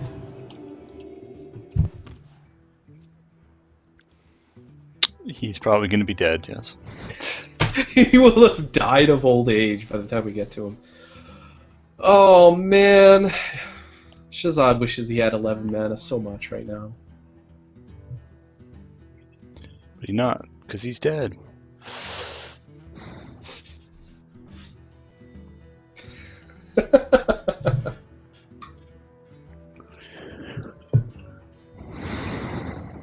Antonitis, not soon enough.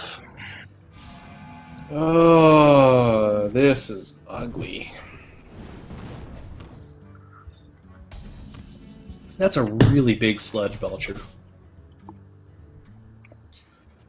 Oh gosh, it just goes from bad to worse.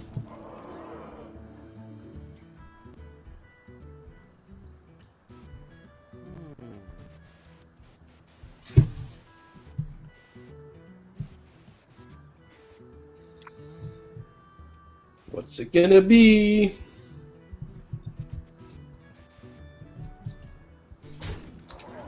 Oh, he's going for face. Face damage. Yep. This is the end of dog racing. Yep. Yeah, there's no way to turn this one around. GG.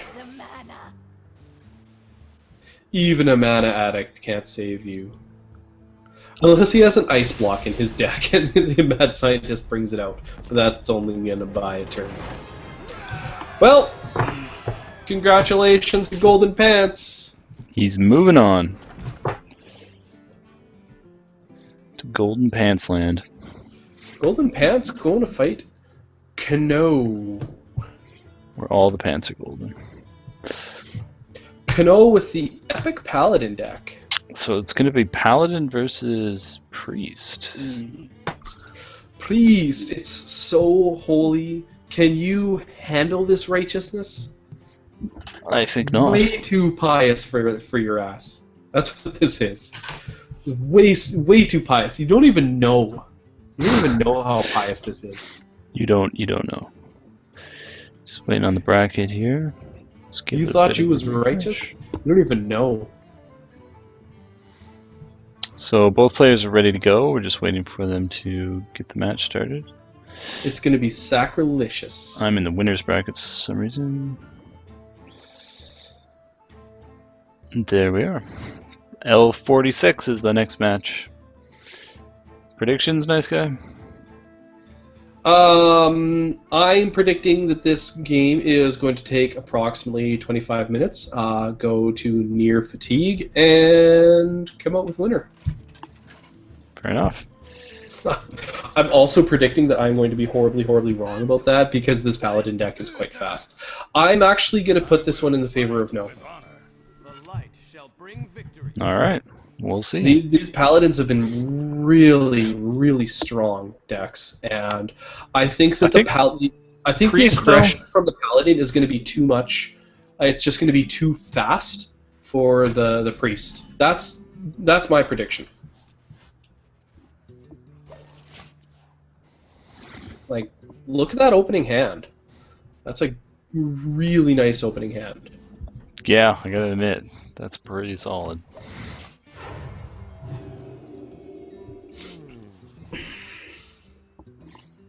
Oh, and equality and everything. He's set. He's set for life. So, okay. Swamp Ooze. Do some extra damage. I'm almost surprised he didn't go with the mini bot to see if it could potentially bait out a smite, but I don't think a mini bot is going to bait a smite out. You answered your own question, next guy. All right. Plus, in this Sword format, and 3 damage. with only one smite in the deck, Yeah, that's I not would really how you definitely want to take- use it. definitely. Well, no, he's you just could- you're gonna play you could the go odds with- by assuming he doesn't have it, and that's what you should be doing. yeah, I was just going to say you could go with the mini bot so that your ooze doesn't get smited. But anyways, So Oh, I like last Giggler semifinal match, Moonbot. nice guy. Winner of this going on to the grand Yeah. finale. what do you think, Proto? Knife Juggler mini bot? I mean, they'll be some reasonable. pretty powerful creatures with those bonus stats. Like, man, a 3/3 Divine Shield for 2 mana. That's too pretty much to strong pass play. up. I can't really see a better play. Unless you want to keep the juggler alive for some reason, you could do. The Mini only bot thing I can minion? imagine him debating right now is attack into the Yeti and then defender your ooze and attack the Yeti with it. Move quickly. But like that's not a great. It clears the board, but I don't. That does not feel like a strong play to me. Whereas putting 2 medium-sized creatures on the board.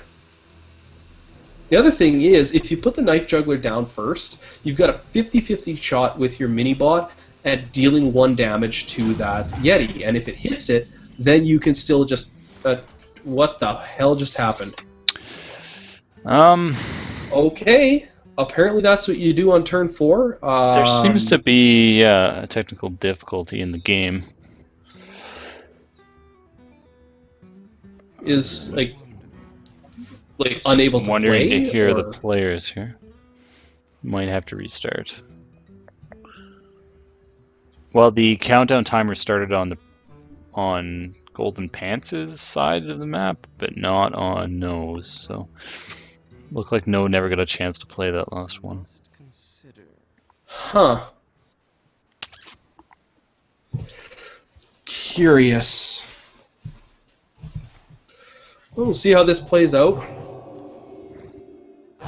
quickly. There's that timer again. Coming awfully quickly.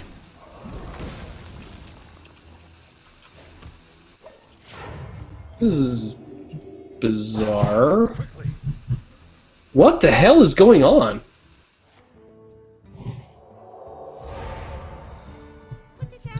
Something wrong with the rope.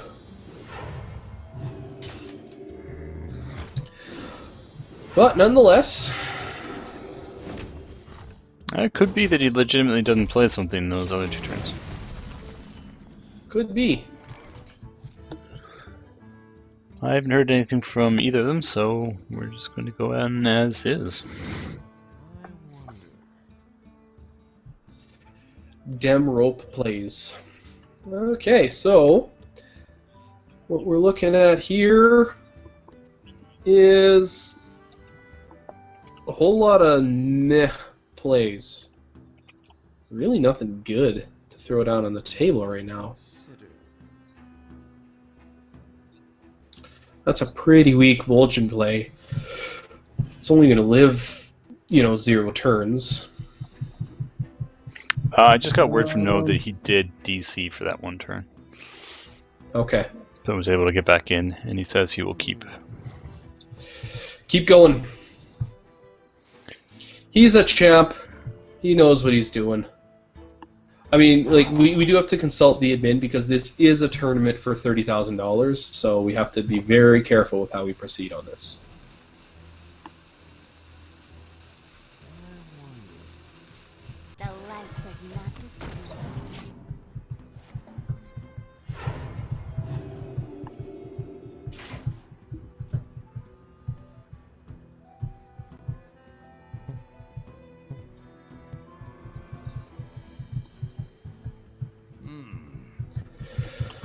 Okay, so. Yeah, that's a good defender. That is definitely Wow. a good defender. Great play.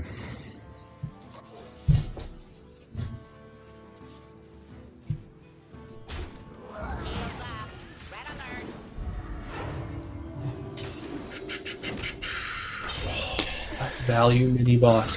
Noah's bringing it. Look at that value mini bot. So much value. Even with his DC, he's... Oh, this is going to hurt him, though.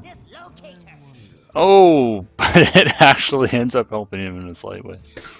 Oh, man. Oh, that hurts. You might as well light it and Naru it.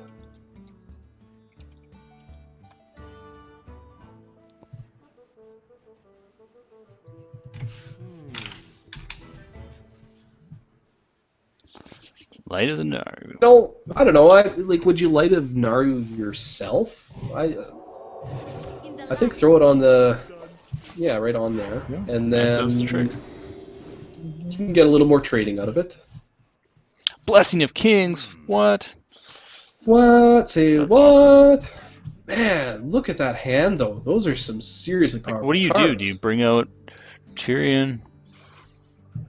Do you Blessing of Kings? He's gonna Tyrion. I agree with this play. You best get it out before the mind control has a chance to set in. Get some 5 life back. Oh, this is just beautiful. Wow! Just clean that right up. No doesn't even need to use all of his turns to win this game. Oh, that's a good looking board right there. The Blessing of Kings next turn. So I think I do think that Vol'jin against Tyrion is probably your best play right now. It's not super helpful, but We got Shadow of Death in there too. It's a pretty strong play. you could do both. You could do both, yes. Might be a bit of a waste, but it's... Well, yes and no. Either way, I don't know. We'll see. This will be interesting. Yeah, I don't. I mean, that Blessing of Kings is definitely going to come back to... Oh, he is going to do both. I mean, it brings out an Ashbringer, but do you really want a Divine Shielded Tyrion just tearing up your board like that? The first thing he's going to do is kill Vol'jin and live through it. And here comes some punishment. Unfortunately, the mini bot is going to kill Vol'jin instead. Vol'jin died like he lived, being killed by mini-bots. There's something so sacrilegious about that. And gets the Shadow Word Pain right off the bat. I mean, Holy Nova is an obvious play on this one, though. Yeah, it really is. Is there any way, do you pain the spiders first? Exactly. And just clear everything off? Yeah. You might as well. Play. I would definitely do that. Oh, whoa! And we're Hold DT. on. Oh, that's on our end. That's not one of the players. That's just on our end. Yeah, Battlenet's definitely not cooperating with us here tonight. No, it is not. But Shadow Word Pain is cooperating with Golden Pants, as is Holy Nova. Busy night, but there's always Okay. Both Guardian of Kings and Lay on Hands feel slightly wasteful here. He kind of needs the cards.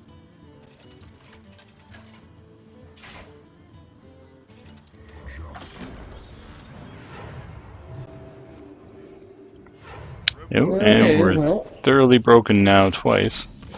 Oh, good. Thank you, Battle.net. Okay. Actually, we seem to be okay on this end.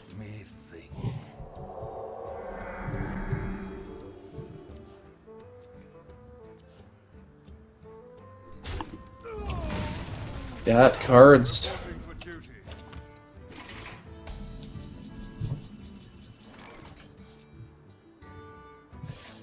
Huh. So lay on hands and a Guardian of Kings. All that life gain is gone. But now No has a pretty strong hand to deal with. Golden Pants looking at what he's looking at. Proto, I don't know how you feel about Thought Steal, but I would kind of like it in this case. Yeah, I mean, It's I think that the or player Dark with the most versatile hand will win this at this point. So Yeah, I feel like it's that or Dark Cultist, and I really just kind of feel like getting those extra cards right now is going to be really key, and it's a better time to do it now. mm-hmm. Your opponent doesn't have the tempo. You're not worried about taking anything away from him. It's not like you have a taunt to throw down to slow him down in the future. Stampeding Kodo is going to definitely earn you some value against this paladin. And remember when I said all the life gain was gone for No? I lied. There's an antique heal bot in his hand. No, he's got heals for days, man. Yeah, I know. No wonder he's having so much success. Nobody can kill him. He's got all the life. There's a tree of life in his deck too. It's lies. Yeah, what do you do here? Okay. Healbot it is. Well, he's not afraid of Holy Nova. That's already happened. Ooh. Light Bomb.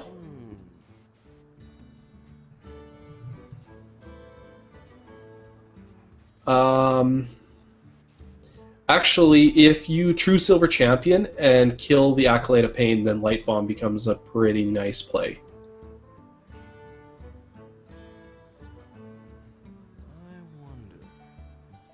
He's only going to get one card out of his Acolyte of Pain then. You even get to gain a life from it and go all the way up to 20. Doesn't feel like Light Bomb's, killing anything super powerful, but it's a board clear, and a board clear is a board clear. Board clear is always a good thing. Prono, do you like board clear? Or are you just like a let your opponent just swarm whatever the hell he wants on the board kind of player? Yeah, definitely the latter of the two. Just let him just build up whatever he wants, especially against Murloc decks. What was the worst that could happen, right? So he is going to pass turn. Okay, he's not too worried about those minions. Alright, he's piloted Shredder. Okay, so I'm guessing I'm guessing Golden Pants is trying to get a little greedy with that Light Bomb there. See what happens with that.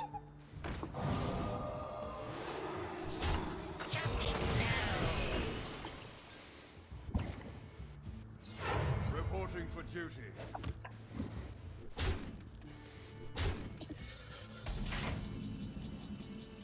Just might be paying off for him. Look at this board. I mean, if there's ever I'm the Light That's Bomb. a Light Bomb. Wow.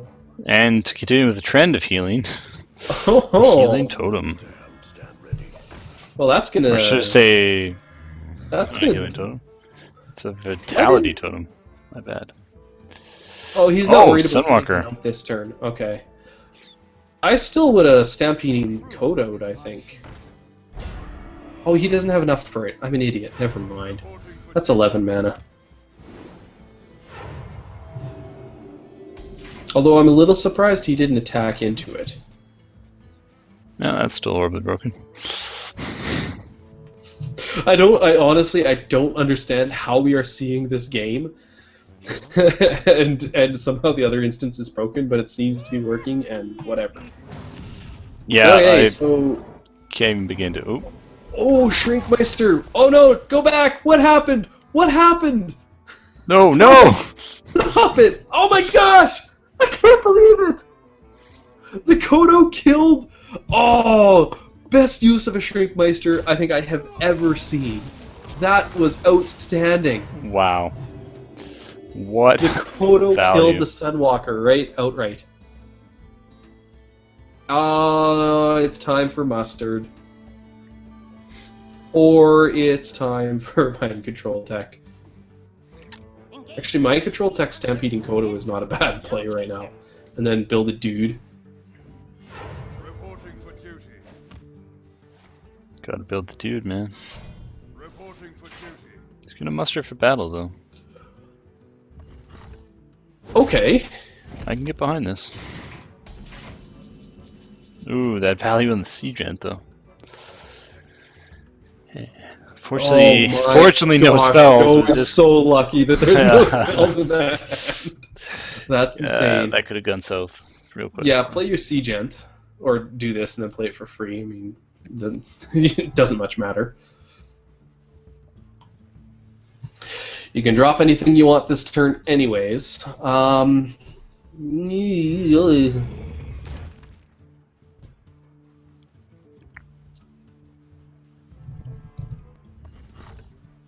Now who wishes they had a mind control tech? So how much clearing is Golden Pants going to do? This is going to greatly affect the outcome of this game, is how many of these dudes he kills off right now. The answer is 2. Good So play. it's still going to be a decent muster, but not that powerful. No, I think it's just going to serve to slow down Golden Pants' terrible reign at this point. Yeah, it's... Even with that consecrate, it's not looking good. No, it's really not. No, Mind we just you- didn't get the... Mind you, by playing it, he can definitely get a few more valued trades out. But that means he's down one less guy, too, so... interesting. I mean, he's going to have to... If he consecrates and then quartermasters, he can just attack the Dark Cult. Well, no, if he attacks the Dark Cultist, then it brings something up super beefy, which is unfortunate. He could kill the Kodo and the... Follow the rule. Yeah, actually, I kind of like this.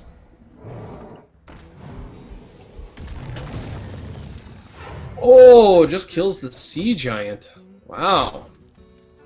He's not going to get a lot of value out of the Quartermaster this game, is my prediction for that, but might not need too much of it. Oh, there goes his dude army. Must consider.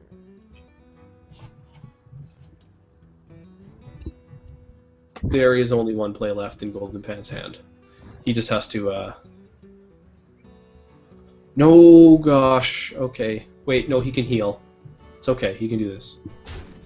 We got this. He can heal it. Why did he heal? What just happened? I'm confused. Oh, and I don't think he realizes what's going to go on here. What? What the hell? boom. I don't think I realize what's going to go on here. I could have sworn that it was going to activate the Pyromancer first. Obviously, I don't play a lot of Priest and do that very often. You fool, nice guy. You fool. This is not a good scenario for no. No, this is not working out well for him at all. I mean, he's had all the life gain in the world. And he's already But- gone through a lot of his really powerful combos, so there's not much left in Yeah. his deck, I think, that can save him at this point. In fact, he's only got 6 cards left. Like,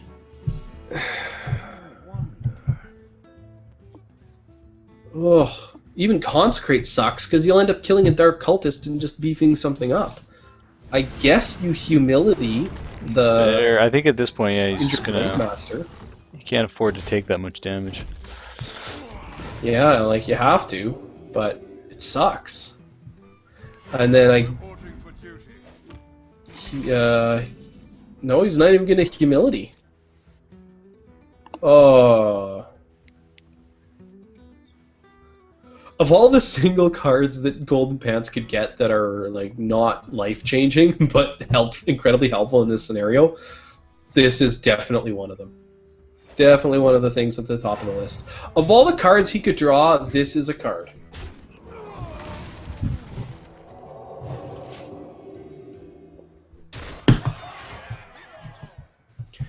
Well, I have a funny feeling we're going to see Golden Pants face off against Lux in the finals. Too soon to call yet. Too But soon.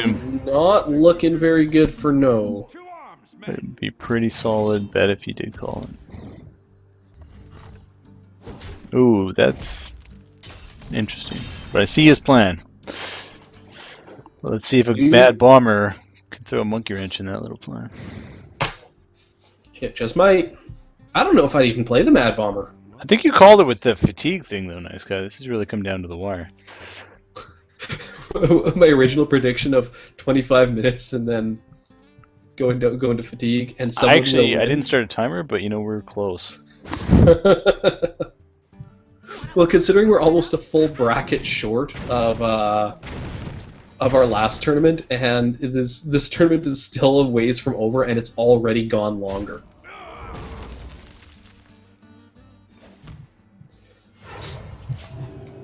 Potentially risky bomber.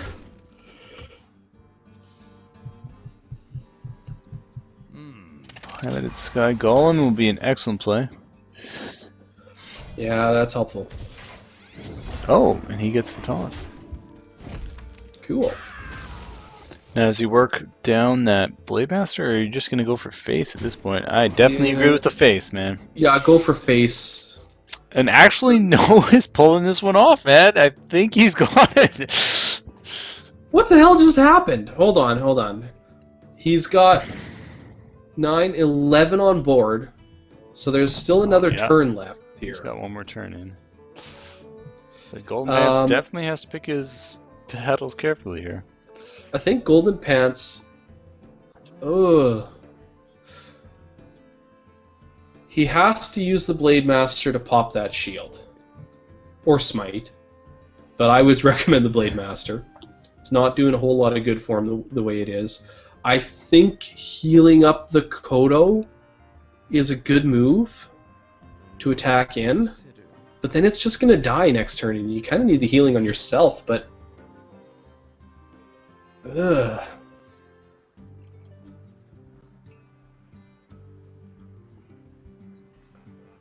Holy crap.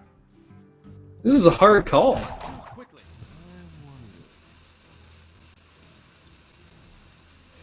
Okay, so he's going to smite to pop the shield.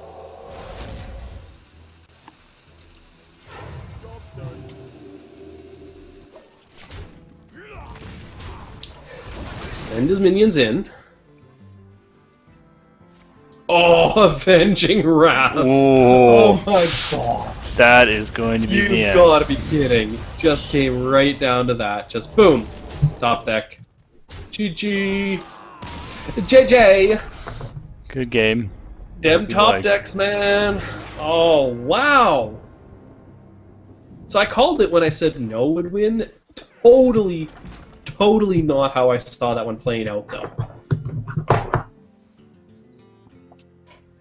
I'm not terribly surprised that it went on for super long, as the last, 3-4 games that we've watched have all been over 20 minutes. Okay, well, we're going to get Lux on board, and if we can get prototypes Hearthstone working again, then that will be awesome. But until we get Lux into this, not a whole lot else to say. Oh, that's a good time to bring that camera back. Great big yawn. That's awesome. We did it, man. Fixed We it. did it. We caught nice guy yawning. Oh gosh, I'm getting tired. I don't even know who I am anymore. Just We what to got say. prototype catching nice guy. What? What's going on? I don't think these guys are started, so let's get in here. Okay. This is the final Here we for go. all the marbles. Potentially. I will. Depends on if Lux wins or not. Justice demands retribution. Well, I mean, it's either way. It's for all the marbles, nice guy. You can't take some of the marbles out.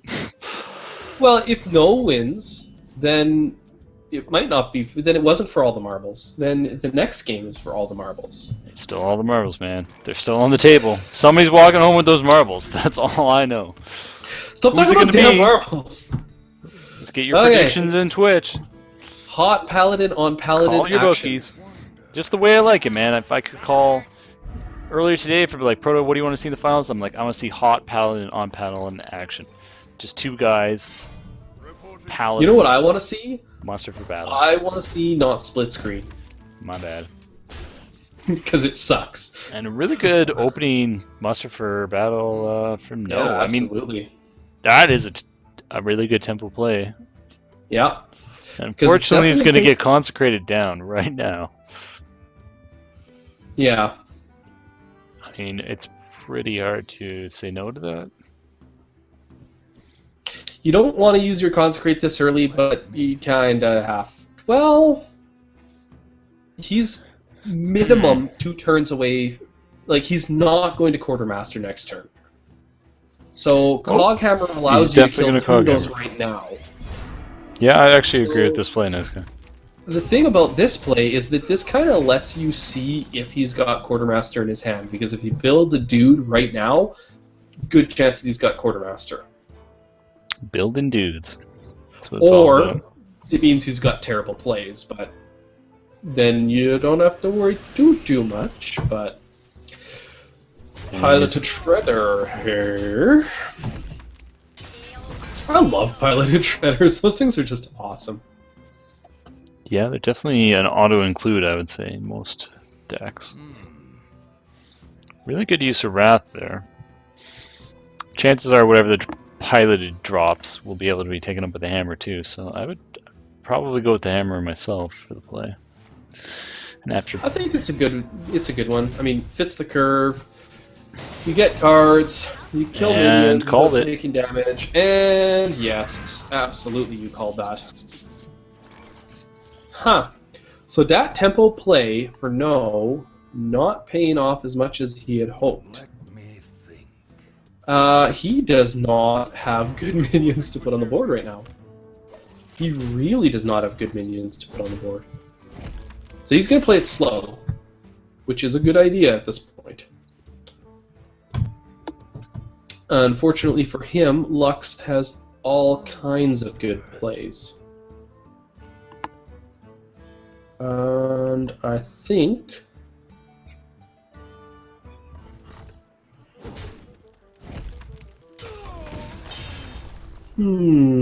Consecrate coin spiders. Gotta be. Come on. Gotta be. Okay, fine. piloted Sky Golem. Piloted Sky Golem it is. Is this going to be a true silver play? Or you could Aldor him, which would probably be... Yeah, if he Aldors, then he's open for a Kodo next turn. and you could do Cog It'll be a Hammer. tasty, tasty Kodo. I'm actually, yeah, summoning is pretty good. Yeah, I definitely like what he did right there. I don't know, so- at this point, you know, Lux is definitely working up some momentum here. Oh, absolutely. This could be it. No is doing a really good job at dealing with what he's facing. I mean, the cards in Lux's hand are just better for these situations. It's just better mid-game plays. I don't know, I think slowly No's started- definitely got the longer game in hand, so... At this point... I can't go with your way, really. Ooh, Consecrate? Dat Consecrate? Yeah, I think with this play, if he consecrates... Because if he consecrates, he can even take the Get a bit... Sky Golem into the Defender and it still lives. And then just build a dude. Pass turn.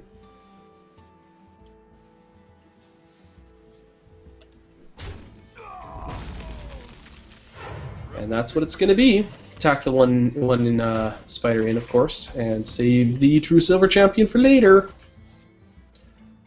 Okay, so is this a Tyrion turn, Proto? Is It's that your play? Definitely a June turn, but I don't Don't think get me wrong. It's gonna be super disappointing when he it's gonna be blood knights super and steals his disappointing. shield, and then he silences it. It's gonna be so freaking disappointing. Oh my gosh, he can even Argent Squire and then Blood Knight, Oh and my then goodness. silence it. Oh man. Oh, this is just Oh sick. This no! is just sick. Oh, the humanity. No, just Argent Squire, come on. He'll figure it out. Oh, do it. Do it. Oh, what? No! No, No, do Lux, it. no! Go for the I maximum. don't know why he wouldn't be saving. Why he Well, would be there's- saving an there's, Argent Squire's shield. He I mean, clearly It sees the does play. take him into BGH range, so Okay. at this point. That's But, you know, true. for the sake of the audience at home, let's just go for that and then put a Blessing of King with him next turn and make a fucking monster of a creature here. That's what I want to see. Let's do it. I didn't come out here to watch people play conservatively. Make it into a 13-13 monster. Yeah, I want to see 13 Holy 13 shit. to the face is what I want to see. That's what I want in my finals. What the shit Wow. is that? And Oh Lux, my gosh. I'm sorry. I try not to swear on stream, but this is freaking ridiculous. Lux definitely getting all of the RNG in one concentrated turn. It's just I can't even Seriously. be mad. He is definitely going to. like I mean, be sad? Is that your play? really that no need of that Equality consecrate. isn't even a good play here.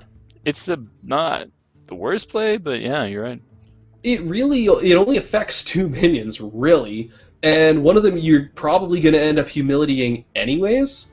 So, yeah, equality sucks. Ooh, he's definitely fishing for that equality though. So let's see if Holy it pays off. crap. And not quite.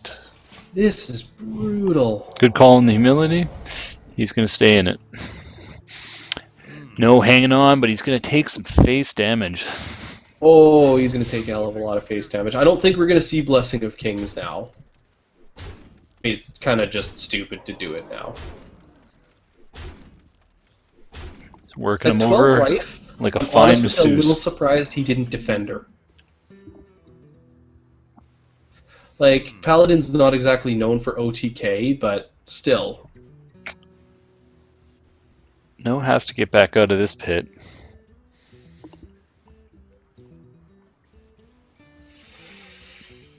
That is a really deep pit. Healbot buys you another turn, but yeah, even Sunwalker is a terrible play. Like the Pit Lord just eats it up. Oof. I'm struggling as well. This is gross. I mean, yeah, I don't know. I guess if you Sunwalker Equality, it's a little better. Should probably equality Sunwalker. But It's yeah, we get only you. better in the sense that it's not as terrible as some of the other incredibly terrible plays that he has available. Oh, now here's an interesting one. And he's going to take out the spider or go for face. Yeah, he's trying for it. It's going to be a race, folks. Okay. What he probably doesn't know is that Defender of Argus is in hand. Yeah. I'm assuming we will see that come down this turn.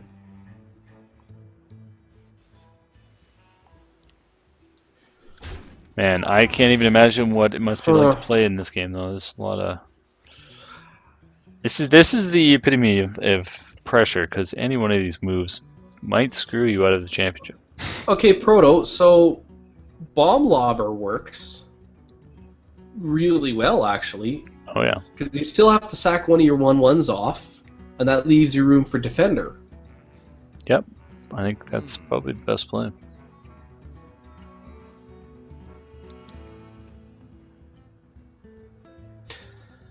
Yeah.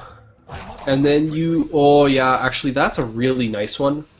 Then you can Defender right in between your Blood Knight and your Pit Lord, and that's a really nice place to have a couple of taunts. Look at those. Like, No is crying on the inside right now. I think it's called internal bleeding. Internal butt hemorrhaging. Oh, man. Oh, yeah, it's... Yeah. I mean, you have... It's gonna be a quality. I think it's the only way out of this, but... Though there is no way out of this. There is no way out of this. He's looking around like... Equality heal bot? Like, See, I don't know what this helps. it doesn't help. It didn't help at all. Oh, it could have killed the Blood Knight. Mm-hmm. Could have. Long shot. Do you have a better idea? Victory. And nope. Yeah. And neither does No. And that's it. Wow, one of the fastest games of the tournament was the last one. Oh, here we go. This is a freaking... Oh, come on! Put the camera back on. This is a party. This is a party just for you, Lux. Oh, we're having a party up in this tavern. Party up in here in the tavern. Too bad this looks so ridiculously cheesy. Oh, yeah. No lights anywhere except for right in the very center void of this tavern. Well, congratulations, Lux. Well played in the tournament. Thank you, everybody, for coming out. Thank you, just everyone in general. Lots of awesome plays, lots of awesome decks, lots of awesome innovations there. Proto, I don't know if you are working on messaging Lux to see if we can I'm way ahead of you or not. So we'll see if he joins us there or not. Just take a couple of quick seconds here to pitch some things out. So again, most likely we are looking at a mid to late May probably for the next tournament. So a little bit of time there on that. We will be posting that, of course, as soon as we get that confirmed on the ESBU site, www.esbu.net, which is not on the screen, but if you don't know that by now, how the hell did you get here? So follow me on Twitter, Facebook, anything like that, and it's just a really easy way to get informed about these tournaments. By far the easiest one is Twitter, because I start spamming a couple of times a day, about a week before the tournament. So if you want just to get notifications about this, check me out at Tacaster on Twitter. It's all down below on in my Twitch channel there. There's all sorts of information about that.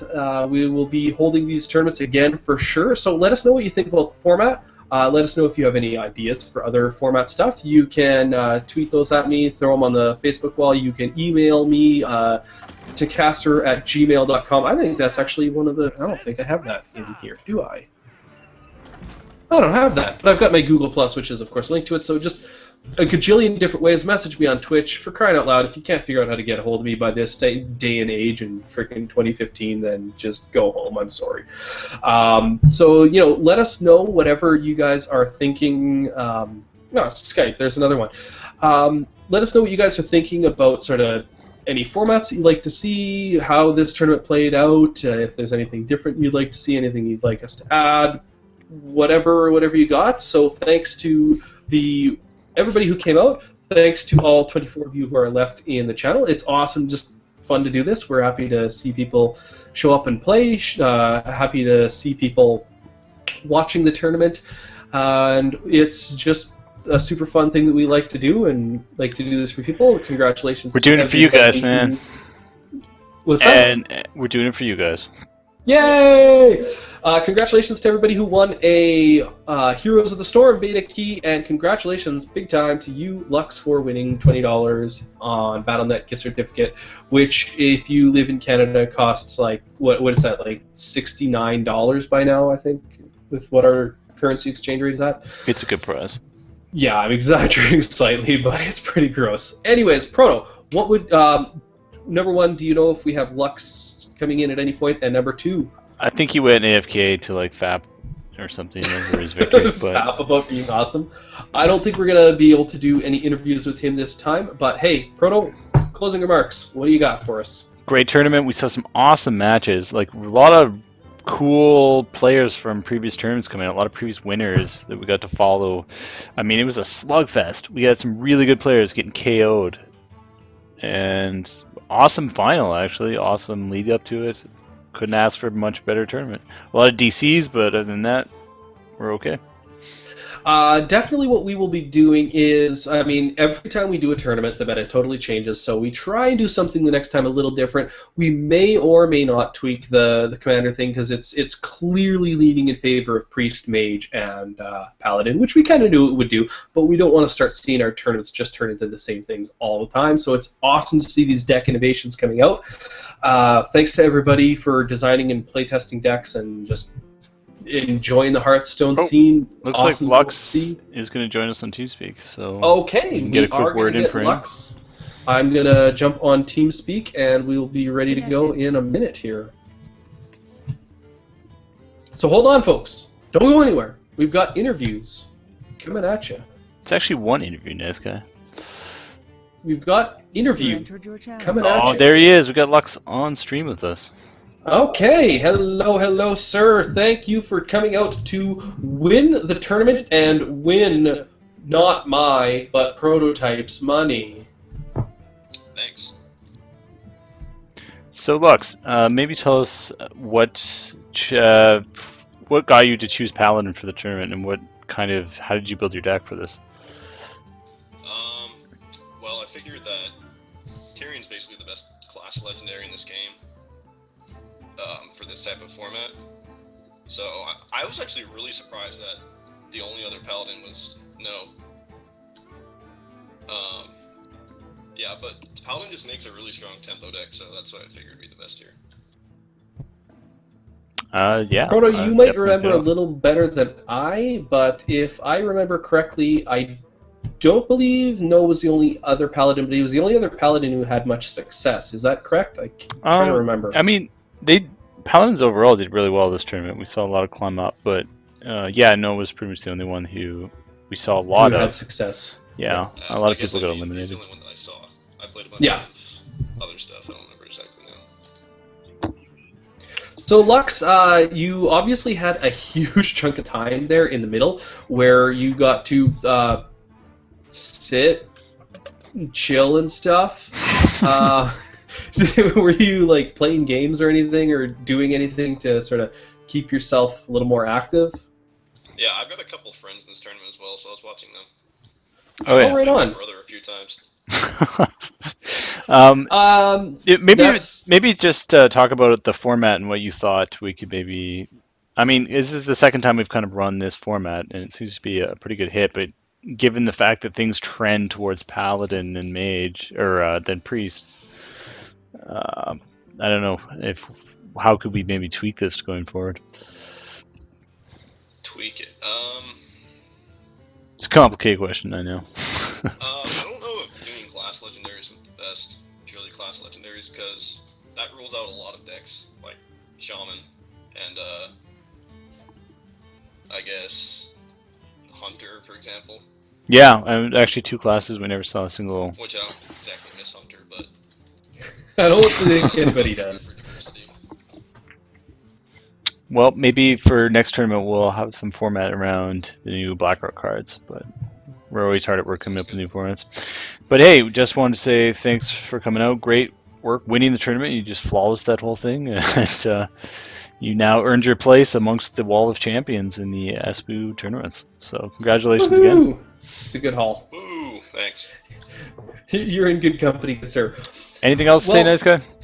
I do want to give just one last shout out to everybody for coming out, participating, playing, building new decks, testing, contributing, letting us know about stuff. So again, check us out. We'll be doing plenty more of these. So follow us on the website sbu.net, and thanks for coming out, everybody. Have an awesome night.